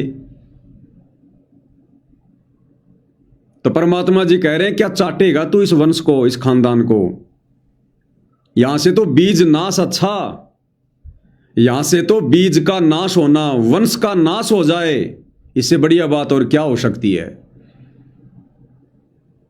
यदि हमारे द्वारा चलाया गया वंश, यानी हमारे बेटा बेटी पोता पोती अगर मर्यादा में नहीं रहे, और मर्यादा में नहीं रहेंगे तो उनका मोक्ष नहीं होगा, और मोक्ष नहीं होगा तो क्या होगा? फिर वो काल की खुराक बनेंगे। वो हमारे द्वारा चलाया गया वंश फिर वो काल की खुराक बनेगा। खाई खुराका पहन पोशाका यम का बकरा पलता है। तो हम तो काल की खुराक तैयार करके जा रहे हैं। तो समझदार भगत तो इस चक्कर में पड़ेगा ही नहीं। समझदार भगत तो रमेणी के चक्कर में नहीं पड़ेगा, और रमेणी हो गई है और यदि बच्चे नहीं हैं तो वो बच्चों के चक्करों में नहीं पड़ेगा, और यदि बच्चे हो गए हैं तो फिर वो कोशिश करेगा किसी भी प्रकार से इनको भक्ति पे लगा दूं, इनको परमात्मा के प्रति समर्पित कर दूं, ताकि अंत समय में ये मेरे मोक्ष में भी बाधक ना हो, मुझे भी ये पुत्र मोह व्याप्त ना हो। मुझे इतना संतोष होगा कि हाँ ये सुरक्षित हाथों में है, गुरुदेव भगवान के चरणों में है, और जैसे आज परमात्मा मुझे पार कर रहे हैं ऐसे परमेश्वर इसको भी पार करेंगे, इसकी भी नैया पार लगाएंगे। तो भगत फिर निसंशय हो जाता है। और वंश के चक्कर में ना हमारी भक्ति बनी ना हमारे बच्चों की भक्ति बनी, तो सारे के सारे काल की खुराक बनेंगे, काल की खुराक है। तो गुरुदेव भगवान कह रहे हैं क्या चाटेगा तो इस वंश ने? यहां किसका वंश चलता है? यहां काल और दुर्गा का वंश नहीं चलता। ये काल और दुर्गा के तीनों बेटे भी यहां पर मरते हैं, लक 84 में जाते हैं, इनका वंश नहीं चलता भाई।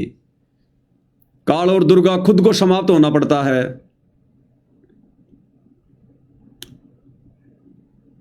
तो इतना विचार भाई और बहनों आज आप और हमने भी करना पड़ेगा। परमात्मा कहते हैं यहां कौन बसावे खेड़ा, ये आवन जान बखेड़ा। खेड़ा यानी ये परिवार नगर कौन बसावे, क्यों बसाएं? ये तो आना जाना बखेड़ा है, लफड़ा है। ये ना जाने हमारे द्वारा चलाए गए कितने वंश आज राजधानी एक्सप्रेस की तरह चल रहे होंगे। अब विचार कर लो भाई और बहनों, हम कब से हैं यहां पर? हम कब से आए? सतलोक से आए हुए कितना समय हो गया, गिनती नहीं है। और जब से आए हैं तब से हम यहां पर लक 84 में या फिर मनुष्य जन्म प्राप्त कर रहे हैं। ऊपर हम स्वर्ग लोक में भी रहे हैं, अन्य लोकों में भी रहे हैं, वहां भी हमने शादियां की हैं। हम देवता भी बने हैं, महादेव भी बने हैं, देवराज इंद्र भी बने हैं, लक 84 में गधे कुत्ते सुअर भी बने हैं, मनुष्य भी बने हैं जैसे आज हैं। अब सोचो भाई और बहनों, आप और हमारे द्वारा चलाए गए कितने वंश चल रहे हैं। मान लीजिए मैं पवन दास, और मेरे को परमात्मा जी ने सीधा मिनी सतलोक से भेजा है, या मान लो किसी और लोक से भेजा है, क्योंकि मिनी सतलोक में तो संतान उत्पत्ति वगैरह नहीं है, वहां तो परमात्मा आत्माओं को बीज रूप में रखते हैं। मान लीजिए मुझ पवन दास को परमात्मा जी ने स्वर्ग से नीचे भेजा है। अब स्वर्ग में मैं क्या था? कोई राजा हूंगा, छोटा मोटा कोई देव हूंगा, और वहां पर मेरी पत्नी भी होगी, मेरे बच्चे भी हुए होंगे। अब मेरा तो शरीर छूट गया देव पद से, देव योनि से मेरा तो शरीर छूट गया। मुझे तो परमात्मा ने इस समय जन्म दे दिया पवन दास के रूप में। अब जब मैं देवलोक में था, वहां जो मेरा वंश चल रहा है, अब सोचिए वो कितना लंबा चौड़ा हो गया होगा। बेटे के बेटे, बेटे के बेटे, बेटे के बेटे, अब वहां तो मेरा वंश चल रहा है, और मैं यहां पर धरती पर आकर दूसरा वंश शुरू कर दिया। और कल को पार नहीं हुआ तो कल को फिर मैं गधे की योनि में जाके फिर तीसरा वंश शुरू कर दूंगा। तो आप और हमने ना जाने कितने वंश चला रखे हैं, गिनती नहीं है, इतनी ब्रांचें खोल रखी हैं। लक 84 योनियों में हमारे वंश चल रहे हैं। हम गधे थे, वहां भी अपना वंश चला के आए हैं। उस गधे के शरीर में उन बच्चों से इतना ही प्यार था कि हे भगवान, कोई मेरे बच्चों को खा ना जाए, कोई नुकसान ना दे दे, इतना ही प्यार प्रेम था। हम कुत्ते की योनि में थे, न जाने कितने कुतरू पैदा कर करके हम यहां पर आज आए हुए हैं। हमारे वंश चल रहे हैं। क्या पता हमारे वंशज आज हमारे सामने गलियों में एक रोटी के टुकड़े के लिए कांव कांव करते घूम रहे हैं, भौं भौं करते घूम रहे हैं। और क्या पता आज हम अपने ही वंशजों को रोटी का टुक नहीं डाल रहे।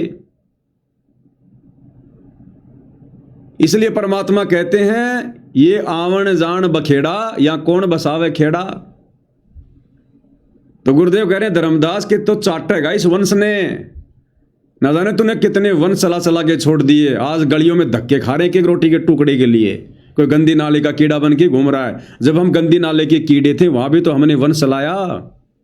ये रजोगुण तो सभी के अंदर है लक 84 में। तो कीड़े बनकर भी तो हमने बच्चे पैदा किए हैं, और कितने किए गिनती नहीं होगी। आज उस कीट योनि में हमारे वंश चल रहे हैं और हम बैठे यहां मनुष्य योनि में। अब इस मनुष्य योनि में वंश चला के मैं कौन सा तीर मार लूंगा? काल की खुराक ही तैयार करके जाऊंगा। इसलिए परमात्मा जी कह रहे हैं कि बेटा जब तक ये भक्ति नहीं मिलती है, सच्चा सतगुरु नहीं मिलता है, सतलोक जाने का मार्ग नहीं मिलता है, तब तक तो बेटा मजबूरी वश ये वंश चलाने पड़ते हैं काल के अधीन होकर, रजोगुण के अधीन होकर। तुम्हारी बस की बात नहीं है। अरे नालायकों, अब तो यहां से पीछा छुटवाने का रास्ता मिल गया, समाधान मिल गया। अब भी हम वंश के चक्कर में पड़े रहेंगे क्या? अब भी हम काल की खुराक तैयार करने में लगे रहेंगे। इसलिए धर्मदास जी को कहा परमात्मा ने कि ये बेटे का चक्कर छोड़, तू सतलोक जाके आ गया, सब कुछ देख के आ गया, और फिर से तू बेटा बेटी के चक्कर में घुस गया। यहां आते फिर तेरे ऊपर तीनों गुणों ने अपना प्रभाव दिखाना शुरू कर दिया। तो भाई और बहनों, इन कथाओं के माध्यम से गुरुदेव भगवान धर्मदास जी को नहीं, आप और हमें सचेत करना चाहते हैं कि हम इस खानदान के चक्कर में ना पड़ें, हम इस वंश के चक्कर में ना पड़ें, हम इस बीज के चक्कर में ना पड़ें। अगर है तो उसको भक्ति पे लगाओ, सच्चे मार्ग पर लगाओ। नहीं है तो परमात्मा से हाथ जोड़ के यही विनती करो कि परमात्मा जितना है उतना ही रखो।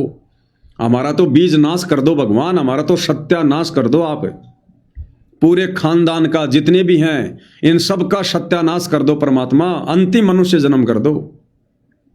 ना रहेगा बांस, ना बजेगी बांसुरी। धर्मदास की तरह आगे की पीढ़ियों की चिंता ही नहीं सताएगी कभी शौपन में भी। सतलोक के शौपन आएंगे, सतलोक की चिंता बनेगी फिर। तो ये है भाई और बहनों ज्ञान आधार। अगर ये मार्ग समझ में आ जाता है, सतगुरु का मिशन समझ में आ जाता है, और यदि इस बात का पता चल जाए कि मैंने क्या करना है, इस मनुष्य जन्म को प्राप्त करके और लोगों की तरह अज्ञानता में बर्बाद करना है, इसी दुनियादारी के चक्कर में पड़े रहना है, या फिर हमने सतलोक प्राप्त करना है, तो फिर इतनी दृढ़ता भगत को चाहिए। तब जाकर परमात्मा अपना आशीर्वाद रखेगा फिर। तो क्या कहा भगवान ने? तो परमात्मा बोले वंश ने क्या चाटेगा, तो पीछा छुटवा ले ऐसे बेटा, ठीक रहेगा इस वंश का। ये तो काल खाई खुराक का पहन पोशाक का यम का करना पड़ता है, लेकिन हमारे तो रंग सज गया है। लोग के कहेंगे, फलाना के कहेगा, संतान ना हुई थी, संपत्ति ने कोने का, कई बीमारी बांट रखी, कई रोग ला रखे का। अब जैसे मेरे घर की बात कर लो, क्योंकि मैं तो भाई और बहनों हमेशा मेरी बता सकता हूं, दूसरे की नहीं। अब मैं पवन दास, 2 लड़के दिए परमात्मा ने, 2 भाई के बच्चे, एक लड़की एक लड़का, दोनों भक्ति कर रहे हैं साथ में। माँ है, एक मेरी पूर्व धर्मपत्नी जो वर्तमान में बहन के रूप में है। अब 2 लड़के हैं, बड़ा लड़का है उसकी रमेणी हो गई है, सारे के सारे भगत हैं टोटल परिवार में। अब बड़े लड़के की रमेणी हो गई है।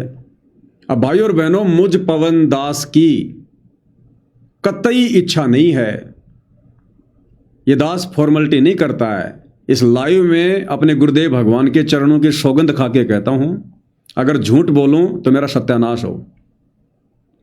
मुझ पवन दास को रत्ती भर भी इच्छा नहीं है कि मैं अपने पोते का मुंह देखूं या मैं अपनी पोती का मुंह देखूं।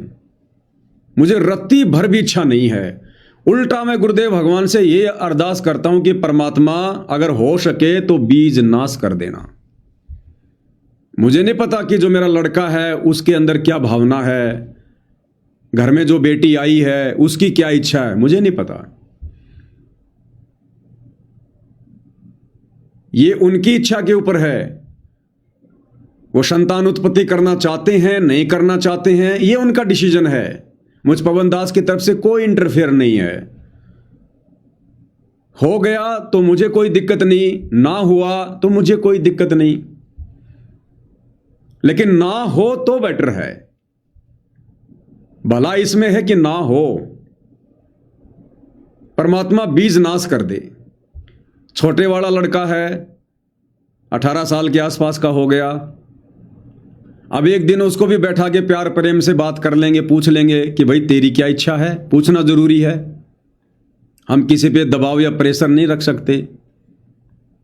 उसको भी पूछ लेंगे, भैया आपकी क्या इच्छा बताओ रमेणी को लेकर। तेरी इच्छा है तो भैया देख, करनी पड़ेगी वो तो,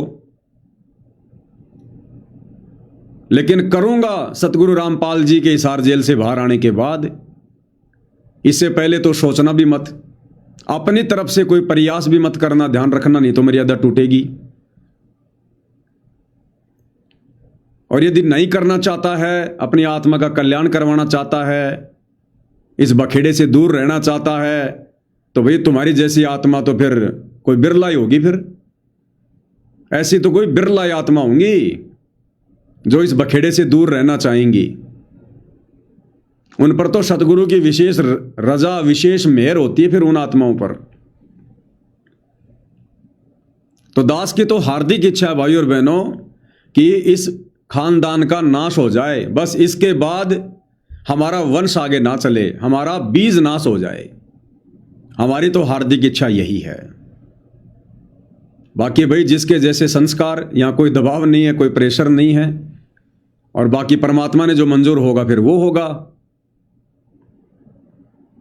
तो इतनी दृढ़ता भाई और बहनों, नहीं तो शादी होते तो माँ बाप को ये हो जाता कि पोता कब होगा, पोती कब होगी, वंश कब चलेगा। अगर 2-4 साल अगर बच्चे नहीं हुए तो माता पिता को टेंशन हो जाती है, क्या हो गया क्या हो गया। डॉक्टरों के चक्कर कटवाने लग जाएंगे, दवाई दिलवाने लग जाएंगे, शाणे बावड़े सबके चक्कर कटवाने लग जाएंगे कि बहू के बेटा क्यों नहीं हो रहा, बहू के संतान क्यों नहीं हो रही। और सतगुरु रामपाल जी के भक्ति मार्ग में आने के बाद, ये ज्ञान समझ में आने के बाद, माँ बाप तो यही अरदास करते हैं उल्टा भगवान से कि भगवान हो तो भी कैंसिल कर देना। परमात्मा आफत है, आफत, ना ढंग से भक्ति कर पाएंगे। बैठेंगे मंत्र करने, उधर से काई काई की आवाज़ शुरू हो जाएगी। बैठेंगे भक्ति करने, उधर से कभी वो लेटरिन कर रहा है, कभी बाथरूम कर रहा है। कितना समय बर्बाद होगा उनके चक्करों में, उन बच्चों के चक्करों में। अब कई नादान भगत भाई कह देते हैं कि भैया अगर बच्चे पैदा नहीं होंगे, रमेणी नहीं करेंगे, तो फिर परमात्मा अपनी आत्माओं को कैसे भेजेंगे। अरे ये परमात्मा का काम है, हमारी ठेकेदारी थोड़ी है। परमात्मा अपनी आत्मा कहाँ भेजेंगे, कैसे भेजेंगे, ये हमारी ठेकेदारी है क्या? ये परमात्मा का काम है। ये बाकी दुनिया पड़ी, ये कौन सा भक्ति करेगी, इनका मकसद कौन सा मोक्ष प्राप्त करना है, उनके माध्यम से भेज देगा भगवान। तो जरूरी है कोई ये आफत मोल लेना? वो तो वही बात हो गई जो एक भगत ने कहा था जब गुरुदेव ने सत्संग किया, ज्ञान समझाया कि भाई चलो सतलोक में ऐसे ठाट हैं, ऐसे सुख हैं। तो उस भगत ने कहा जी अगर सारे सतलोक चले गए तो यहां कौन रहेगा? तो गुरुदेव ने कहा क्या चाटोगे इस धरती का, चाटोगे इसका, ये बाकी ब्रह्मांड खाली पड़े, ये पृथ्वी भी, जमीन का टुकड़ा भी धक्का खाता रहेगा। अब जैसे कोई कहे कि भाई जेल से सारे कैदी बाहर निकल गए तो जेल में कौन रहेगा? अरे जरूरी है जेल में रहना? ये तो बहुत अच्छी बात है, सारे कैदी अगर बाहर निकल जाएं तो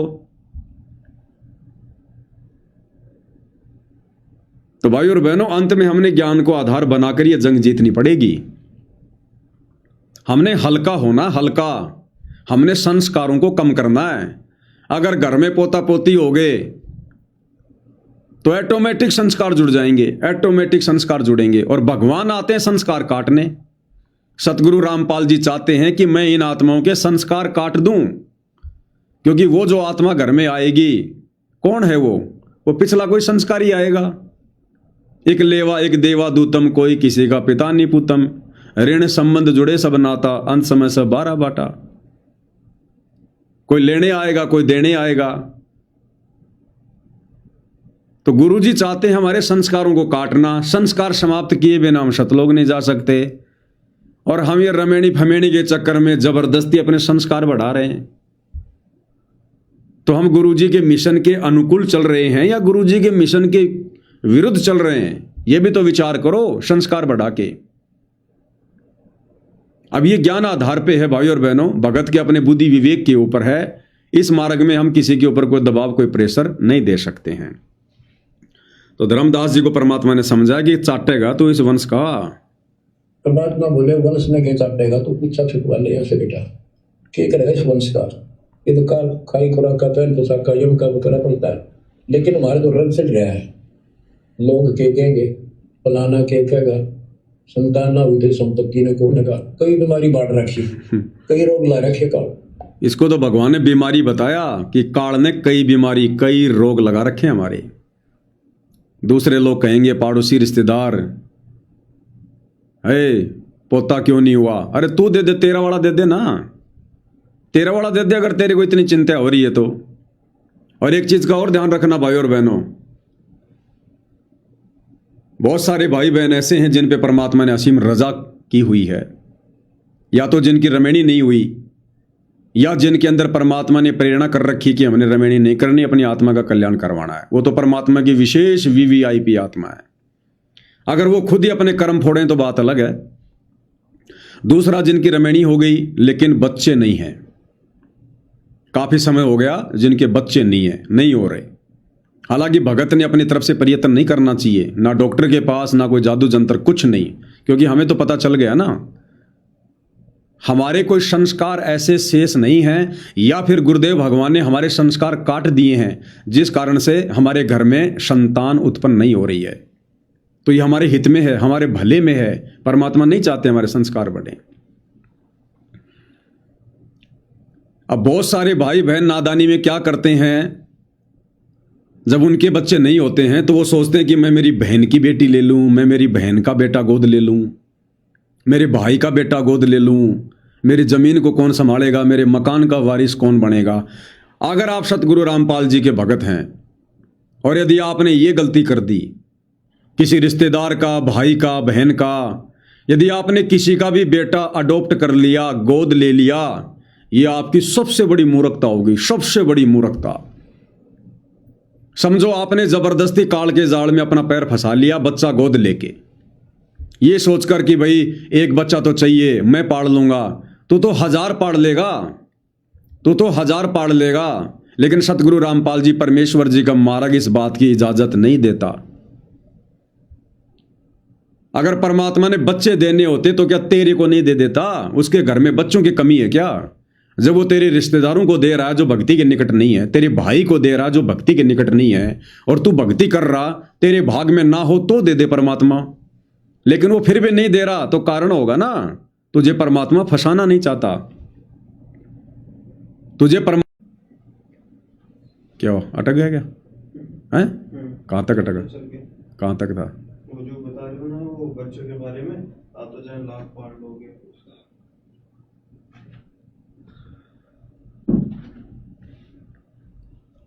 तो भाई और बहनों, बीच में थोड़ा सा नेट डिस्कनेक्ट हो गया था।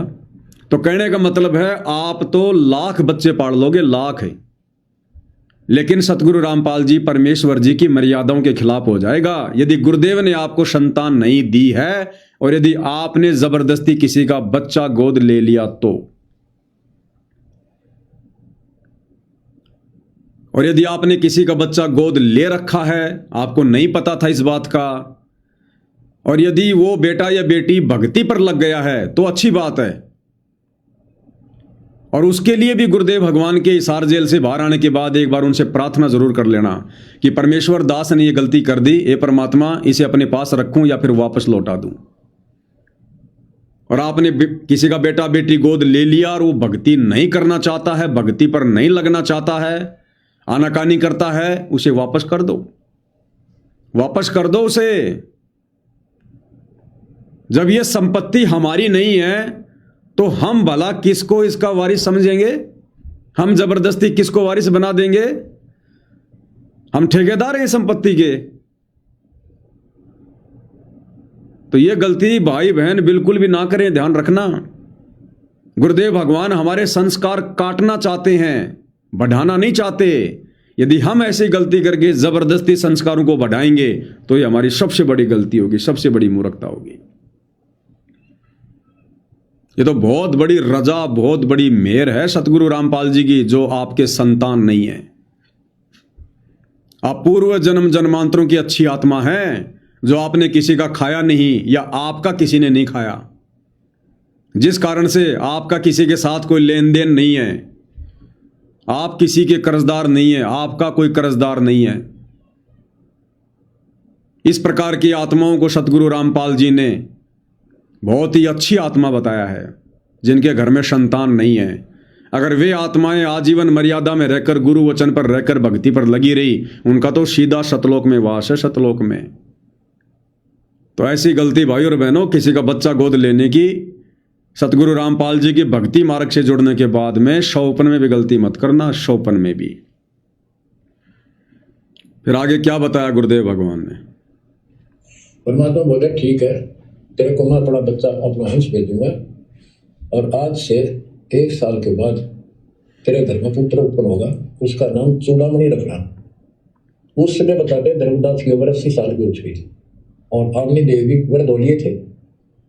ये धर्मदास के आप विश्वास हो, ये गाने खिंचे परमात्मा इस उम्र में कौन कैसे बच्चे होंगे हमारे, अब तो कभी व्रत हो चुके हैं। तब दाता ने कहा, देख उधर देख, तेरे आंगन में एक छोटा सा बच्चा ऊपर से आया, आंगन में हाथ पैर मारे नो, एक पत्ते के ऊपर लेट गया आकर, साथा पत्ता सुन, ये तेरे घर में 1 साल के बाद आएगा, ये तेरे बहुत दान होगा। कुछ विश्वास कुछ अविश्वास, परमात्मा की दया हुई, आमनी को गर्भ रहा, 9वें महीने 10वें दिन बच्चा हो गया, नाम चूड़ामणि रखना। पर तू कुल की चिंता करता था, तेरा 42 पीढ़ी तक तेरा वंश चलेगा, चिंता ना। जब उसका दिल डटा, बच्चा गजब की बात है, तो मैं धीरे धीरे इसको पूरी सुन लूंगी कथा को, आपके बहुत से अंधेरे हट जाएंगे। क्या कह रहे हैं गुरुदेव भगवान कि बच्चों, ये अजब गजब की बातें हैं, इनको सुनते रहो, धीरे धीरे तुम्हारे सारे अंधेरे हट जाएंगे। जब धर्मदास जी परमात्मा जी से इस प्रकार की विनती करने लगा कि परमात्मा मेरा तो बीज नाश हो गया, मेरा तो वंश नाश हो गया, एक का बेटा था वो काल का दूध साबित हो गया, चिंतित हो गया, तो परमात्मा ने धर्मदास जी की चिंता को देखते हुए और धर्मदास जी की आंखों के सामने एक आत्मा को उसके आंगन में एक पत्ते के ऊपर लेटा हुआ दिखाया कि धर्मदास, आज से 10वें महीने ये आत्मा आमीनी के गर्भ में आएगी और इसका नाम चूड़ामणि रखना। और तू तो एक वंश को रो रहा था, तेरी 42 पीढ़ी तक का तेरे को आशीर्वाद दे दिया, 42 पीढ़ी तक तेरा वंश चलेगा। अब विचार करना भाई और बहनों, देखो काल हमें किस प्रकार से मोह पास में फांसता है, हकीकत का पता होने के बावजूद भी। ये विष्णु जी का शतोगुण किस प्रकार से आप और हमें बांध के रखता है बेटा बेटी के चक्कर में। धर्मदास की उम्र उस समय 80 वर्ष की थी और 50 साल के बाद लगभग माता बहनों को जो पीरियड्स वगैरह होते हैं वो आने बंद हो जाती हैं, यानी बच्चा दानी का मुंह बिल्कुल बंद हो जाता है। 80 साल की उम्र दोनों की, संतान की कोई उम्मीद ही नहीं, कोई सोच भी नहीं सकता, बुढ़ापा। लेकिन समर्थ का वचन उसको कौन टाल दे। तो परमात्मा ने कहा कि 10वें महीने आमीनी के गर्भ से ये आत्मा आएगी, जो आत्मा मैं तेरे को पहले दिखा रहा हूं, ये बच्चा आएगा, इसका नाम चूड़ामणि रख देना। अब धर्मदास को कुछ तो विश्वास कुछ अविश्वास, और 10वें महीने जो आमीनी थी धर्मदास की धर्मपत्नी, मतलब जब परमात्मा ने आशीर्वाद दिया तो उसको गर्भ ठहर गया, और 10वें महीने धर्मदास की जो पत्नी थी आमीनी, उसके गर्भ से वो बच्चा उत्पन्न हुआ, पैदा हुआ, जिसका नाम रखा चूड़ामणि। अब विचार करो भाई और बहनों,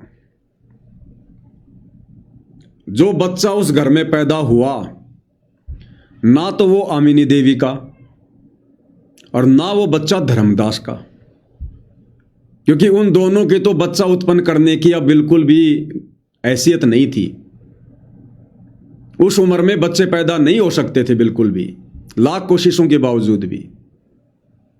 तो ना तो वो बच्चा आमीनी देवी का और ना वो बच्चा धर्मदास के बिंद से पैदा हुआ, वो तो परमात्मा के वचन से पैदा हुआ और परमात्मा ने अपनी आत्मा को भेजा।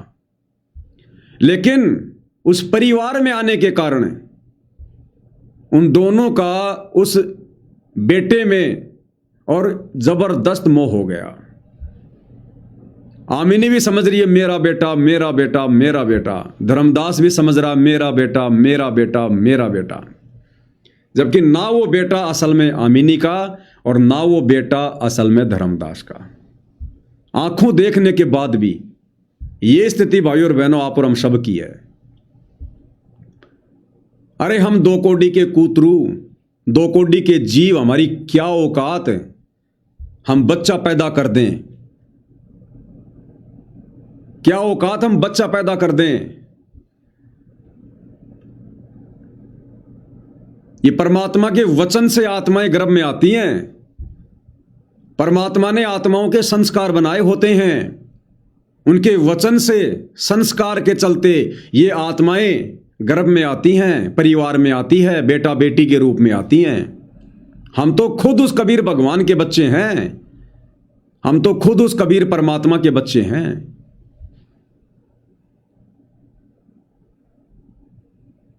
और माता पिता के सहयोग से शारीरिक संबंध बनाने के चलते पानी की 2 बूंद से, रज और बीरज से संतान उत्पन्न नहीं होती।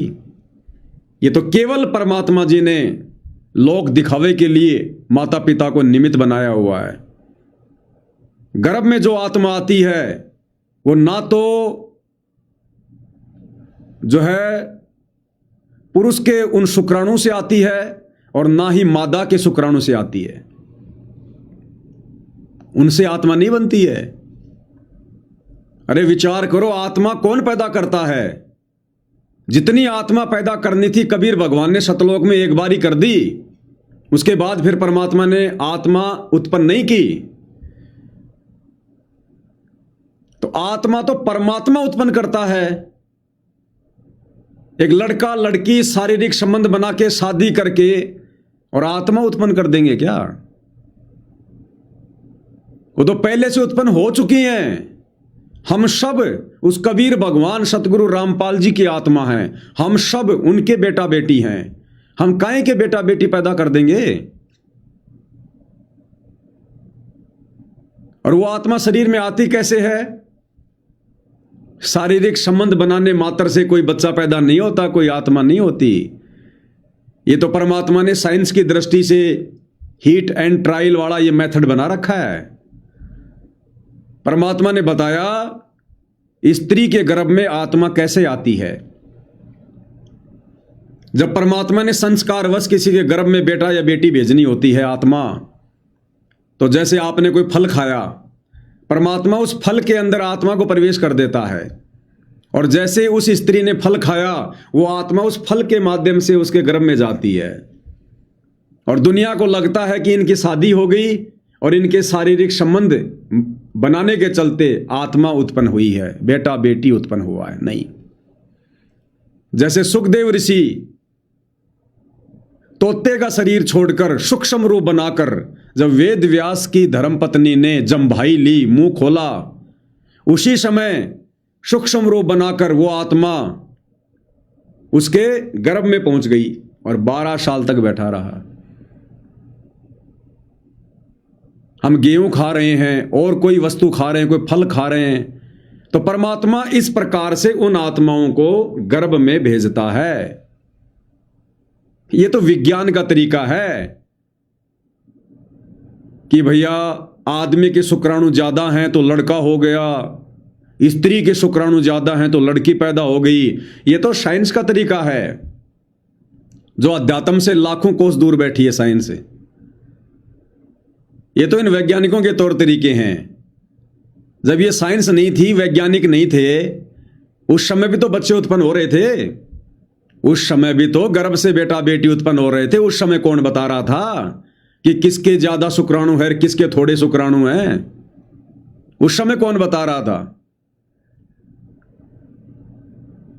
तो भाइयों और बहनों, असल में हम सब उस परमात्मा की आत्मा है और हमारे संस्कारवश परमात्मा ने गर्भ में आत्मा भेजनी होती है। अब धर्मदास के घर में जो चूड़ामणि वाली आत्मा आई, अब आमिनी समझ रही है मेरा बेटा, धर्मदास समझ रहा मेरा बेटा, जबकि वो तो बेटा पैदा करने की स्थिति में नहीं थे 80 साल की उम्र में।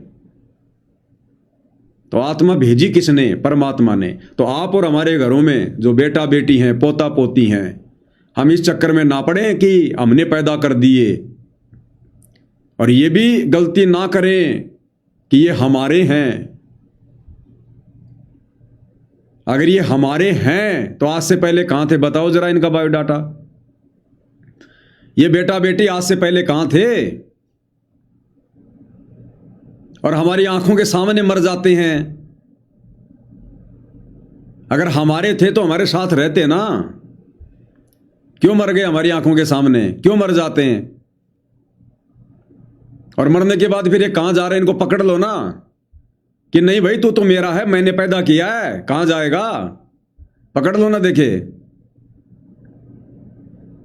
तो भाई और बहनों, यही है वो विष्णु जी का शतोगुण। दुनिया भर के बेटा बेटी हैं, पड़ोसियों के बेटा बेटी हैं, कोई जन्म रहा है, कोई मर रहा है। हमें जन्मता तो खुशी नहीं, मरता तो कोई गम नहीं। अरे वो भी तो आत्मा है, वो भी तो किसी के गर्भ से आई हैं, वो भी तो बेटा बेटी हैं। लेकिन काल ने तो हमें अपनों के बीच में बांध के रखना है। ये है वो मोह पाश। और ये केवल बात करने से नहीं छूटता भाई और बहनों, ये सतगुरु की मर्यादित भक्ति से और ज्यादा से ज्यादा सत्संग सुनने से। क्योंकि सत्संग सुनने से हमें ज्ञान होगा, हकीकत का पता चलेगा, हम धरातल पर पैर रख के जीना सीखेंगे। और सतगुरु की भक्ति से फिर हमारे अंदर दृढ़ता आएगी, विश्वास बढ़ेगा, हिम्मत मिलेगी हमारे को, तब जाकर यह बात बनेगी। तो यदि परमात्मा किन्हीं आत्माओं के घर पर संतान नहीं भेज रहा है तो वो परम सौभाग्यशाली आत्मा है। उनका तो निश्चित तौर पर मोक्ष संभव है यदि आजीवन विश्वास के साथ मर्यादा में रहकर भक्ति पर लगी रही तो। और जबरदस्ती किसी का बच्चा गोद ले लिया, अडॉप्ट कर लिया, तो भाई और बहनों ध्यान रख लेना, बनी बनाई बात बिगड़ जाएगी, बनी बनाई बात। तो ये गलती हमने नहीं करनी धर्मदास की तरह कि मेरे वंश का क्या होगा, मेरा बीज नाश हो गया। सतगुरु से अर्ज करो कि भगवान बीज नाश ही कर दो हमारा। जो गलती धर्मदास ने कर दी हम नहीं करेंगे। अब आगे क्या कह रहे हैं परमात्मा? परमात्मा ने चूड़ामणि शाना हुआ, उसको दीक्षा दी। उसी को धर्मदास जी को भी गुरु पद दे दिया था, पर बोला तू किसी बन तक रख दिया, सारा सार नाम तक दे दिया उसको, और कसम खवा दी कि ये नाम किसी को नहीं बताएगा। जब धर्मदास टिकमुख देखे तो उसके लड़के को गुरु पद दे दिया चूड़ामणि।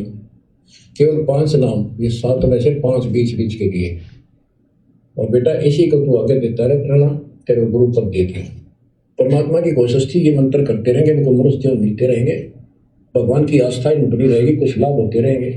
और इस बिजली भी दिखलाना था उनको, लेकिन धर्मदास को बता दिया था कि काल मेरे नाम से 12 पंथ चलाएगा, कि सारे गलत साधना करवाएगा, और तेरे वंशज, तेरे परिवार वाले 6ठी पीढ़ी में जाके असली नाम भी छोड़ देंगे। एक टकसारी पंथ होगा, उसकी साधना शुरू कर देंगे, तो एक आने की नहीं होगी। तो एक सारे धर्मदास वाले दामा खेड़ा वाली गति में वो टकसारी वाले की साधना चल रही है, वो 5 नाम भी गए। फिर धर्मदास रोने लग गया, ये मालिक इनका उद्धार कैसे होगा? तो बोले मैंने कुल दिया तेरा 42 वंश तेरे, उद्धार उसका होगा जो मैं भेजूंगा एक संत भगत अपना दास, उससे तेरे पीढ़ी वाले नाम लेंगे या सारा संसार लेगा, सबकी मुक्ति हो जाएगी। बच्चों, परमात्मा की ऐसी मर्यादा है। आप ये सत्यनारायण कथा सुन रहे हो और सुनते रहो, मुश्किल से ये अमर कथा मिली है सुनने को। मालिक क्या कहा परमात्मा ने धर्मदास जी से? जब धर्मदास ने कहा कि परमात्मा मेरी पीढ़ियों का मोक्ष, तो परमात्मा ने कहा कि तू तो एक वंश के लिए रो रहा था, मैंने तेरे को 42 पीढ़ी तक तेरा वंश चलेगा यह आशीर्वाद दे दिया। लेकिन धर्मदास, तेरे वंशजों का मोक्ष कब होगा, कैसे होगा? क्या कहा परमात्मा ने कि मैं आगे चलकर अपना एक भगत भेजूंगा, अपना एक संत भेजूंगा, अपना एक दास भेजूंगा। यानी परमेश्वर छुपा रहे थे धर्मदास जी के आगे। क्योंकि धर्मदास जी इन बातों को समझ नहीं पा रहा था। तो अपने आप को छुपाते हुए धर्मदास जी को कहा कि मैं अपना एक दास भेजूंगा, अपना एक भगत भेजूंगा, और तेरे ये जितने भी वंशज हैं ये जब उससे दीक्षा लेंगे, उसकी भक्ति करेंगे, तब इनका पूर्ण मोक्ष होगा, तब इनका पूर्ण मोक्ष होगा। अब वो दास भगत संत कौन? वर्तमान में सतगुरु रामपाल जी। यानी आना तो स्वयं कबीर भगवान ने था, और खुद कबीर भगवान ही आए हुए हैं। 12वें पंथ हम ही चल आवें, सब पंथों को मिटाकर एक पंथ चलावें। लेकिन परमात्मा कभी भी अपने आप को परमेश्वर के रूप में ज्यादा साबित नहीं करते, घोषित नहीं करते हैं। तो आज सतगुरु रामपाल जी परमेश्वर हैं, वो परम शक्ति, वो परम सत्ता स्वयं धर्मदास के गुरु कबीर साहिब सतगुरु रामपाल जी हैं, जिन्होंने कहा था कि भाई तेरी 42 पीढ़ियों का अगर मोक्ष होगा तो इस विधि से होगा। तो आज ये धर्मदास जी के जो वंशज बैठे हैं ना, ये भिन्न भिन्न इन गद्दियों पर, दामा खेड़ा, जम्मू में, रांजड़ी में, खरसिया गद्दी, फलाना, ये जितने भी जो कबीरपंथी बैठे हैं, इन सब का उद्धार वर्तमान में सतगुरु रामपाल जी की शरण से संभव है, दूसरा कोई तरीका नहीं है। लेकिन भाई और बहनों, इनका मोक्ष हो नहीं पाएगा। पहली बात तो ये शरण में नहीं आएंगे। आप भी गए तो इनके अंदर से वो अभिमान, मान बढ़ाई, वो चीज जाएगी नहीं। ये तो खुद ही साहिब बन के बैठे हैं, ये तो खुद ही साहिब बन के बैठे हैं। ये कहां दूसरे को साहिब स्वीकार करेंगे? तो बड़ा मुश्किल है, मोक्ष नहीं है। मोक्ष तो सतगुरु रामपाल जी के खुद के बेटा बेटी, भाई बंधु, रिश्तेदारों का नहीं है, जो उनके घर में पैदा है। वो धर्मदास की पीढ़ियों वालों का कहां नंबर आएगा भी? तो देख लो धर्मदास जी ने जो वंश चलाया उसका क्या हो गया। अब धर्मदास जी ने वंश की प्रार्थना की थी, भगवान मेरा वंश चलाओ, मेरा वंश चलाओ, मेरा बीज नाश हो गया। करवा दिया सत्यानाश धर्मदास ने। अब ये गधे कुत्ते सुअर बन के फिरेंगे। अब ये धर्मदास के वंश वाले, उनकी पीढ़ियों वाले जो आज साहिब बनकर घूम रहे हैं, कल को सुअर बन के लेटरिन खाते फिरेंगे लक 84 में। ये दुर्गति करवा गया धर्मदास अपने खानदान की, अपने वंश की। खुद तो चला गया, खुद तो चला गया वंश चला के, खुद तो कहीं और वंश चला रहा होगा, और पिछले वंश की अब दुर्गति करवा गया, कर्म फुड़वा गया। तो ऐसे आप और हम करते हैं। तो भाई और बहनों, वर्तमान में तो भगवान से प्रार्थना करो, परमात्मा बीज नाश कर दो, बीज नाश। ये आमण जान बखेड़ा, या कौन बसावे खेड़ा। उससे तेरे पीढ़ी वाले नाम लेंगे या सारा संसार लेगा, सबकी मुक्ति हो गया। बच्चों, परमात्मा की ऐसी मर्यादा है। आप ये सत्यनारायण कथा सुन रहे हो और सुनते रहो, मुश्किल से ये अमर कथा के लिए सुनने को। मालिक आपको मोक्ष दे, सदा सुखी रखे। सत्साई।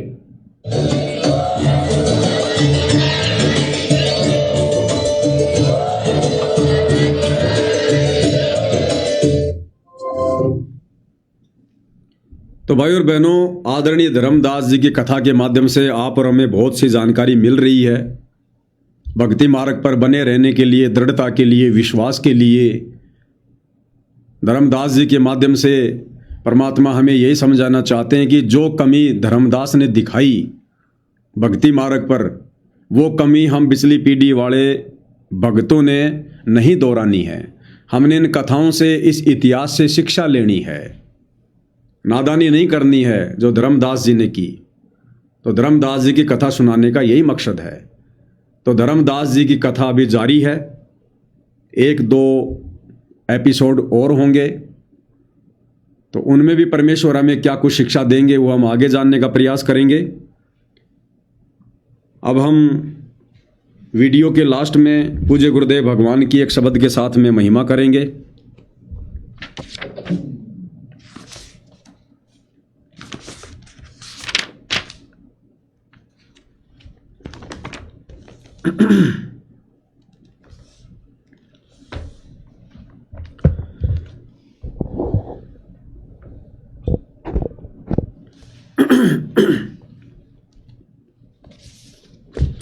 और एक छोटी सी सूचना और है भाई और बहनों, आजकल एक छोटा सा मुद्दा चल रहा है, अंजलि आर्य वर्सेज सतलोक आश्रम मैनेजमेंट हरियाणा। हरियाणा से कोई अंजलि आर्य है, आर्य समाज की वो प्रचारिका है, ढोलक पेटी पे कुछ भजन वजन गाती है, प्रचार करती है दयानंद जी का। तो उस अंजलि आर्य ने परम संत रामपाल जी को लेकर कुछ कमेंट्स कर दिए कि संत रामपाल जी तो अपने जो भगत हैं उनका सोना चांदी पहनना भी छुड़वाते हैं, औरतों का मंगलसूत्र पहनना भी छुड़वाते हैं, बिंदी सिंदूर चूड़ी ये सब छुड़वाते हैं,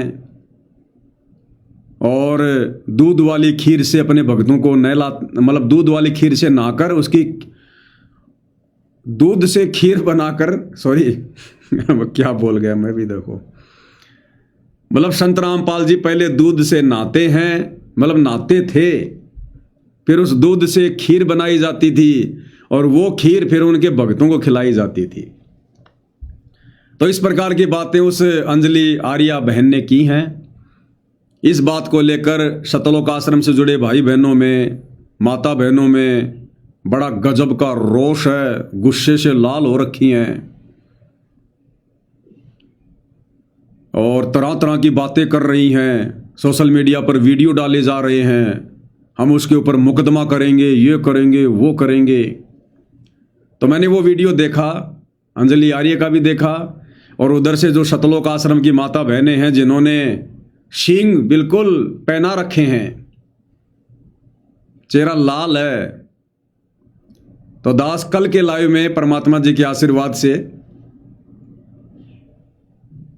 उन बातों का जिक्र करेगा,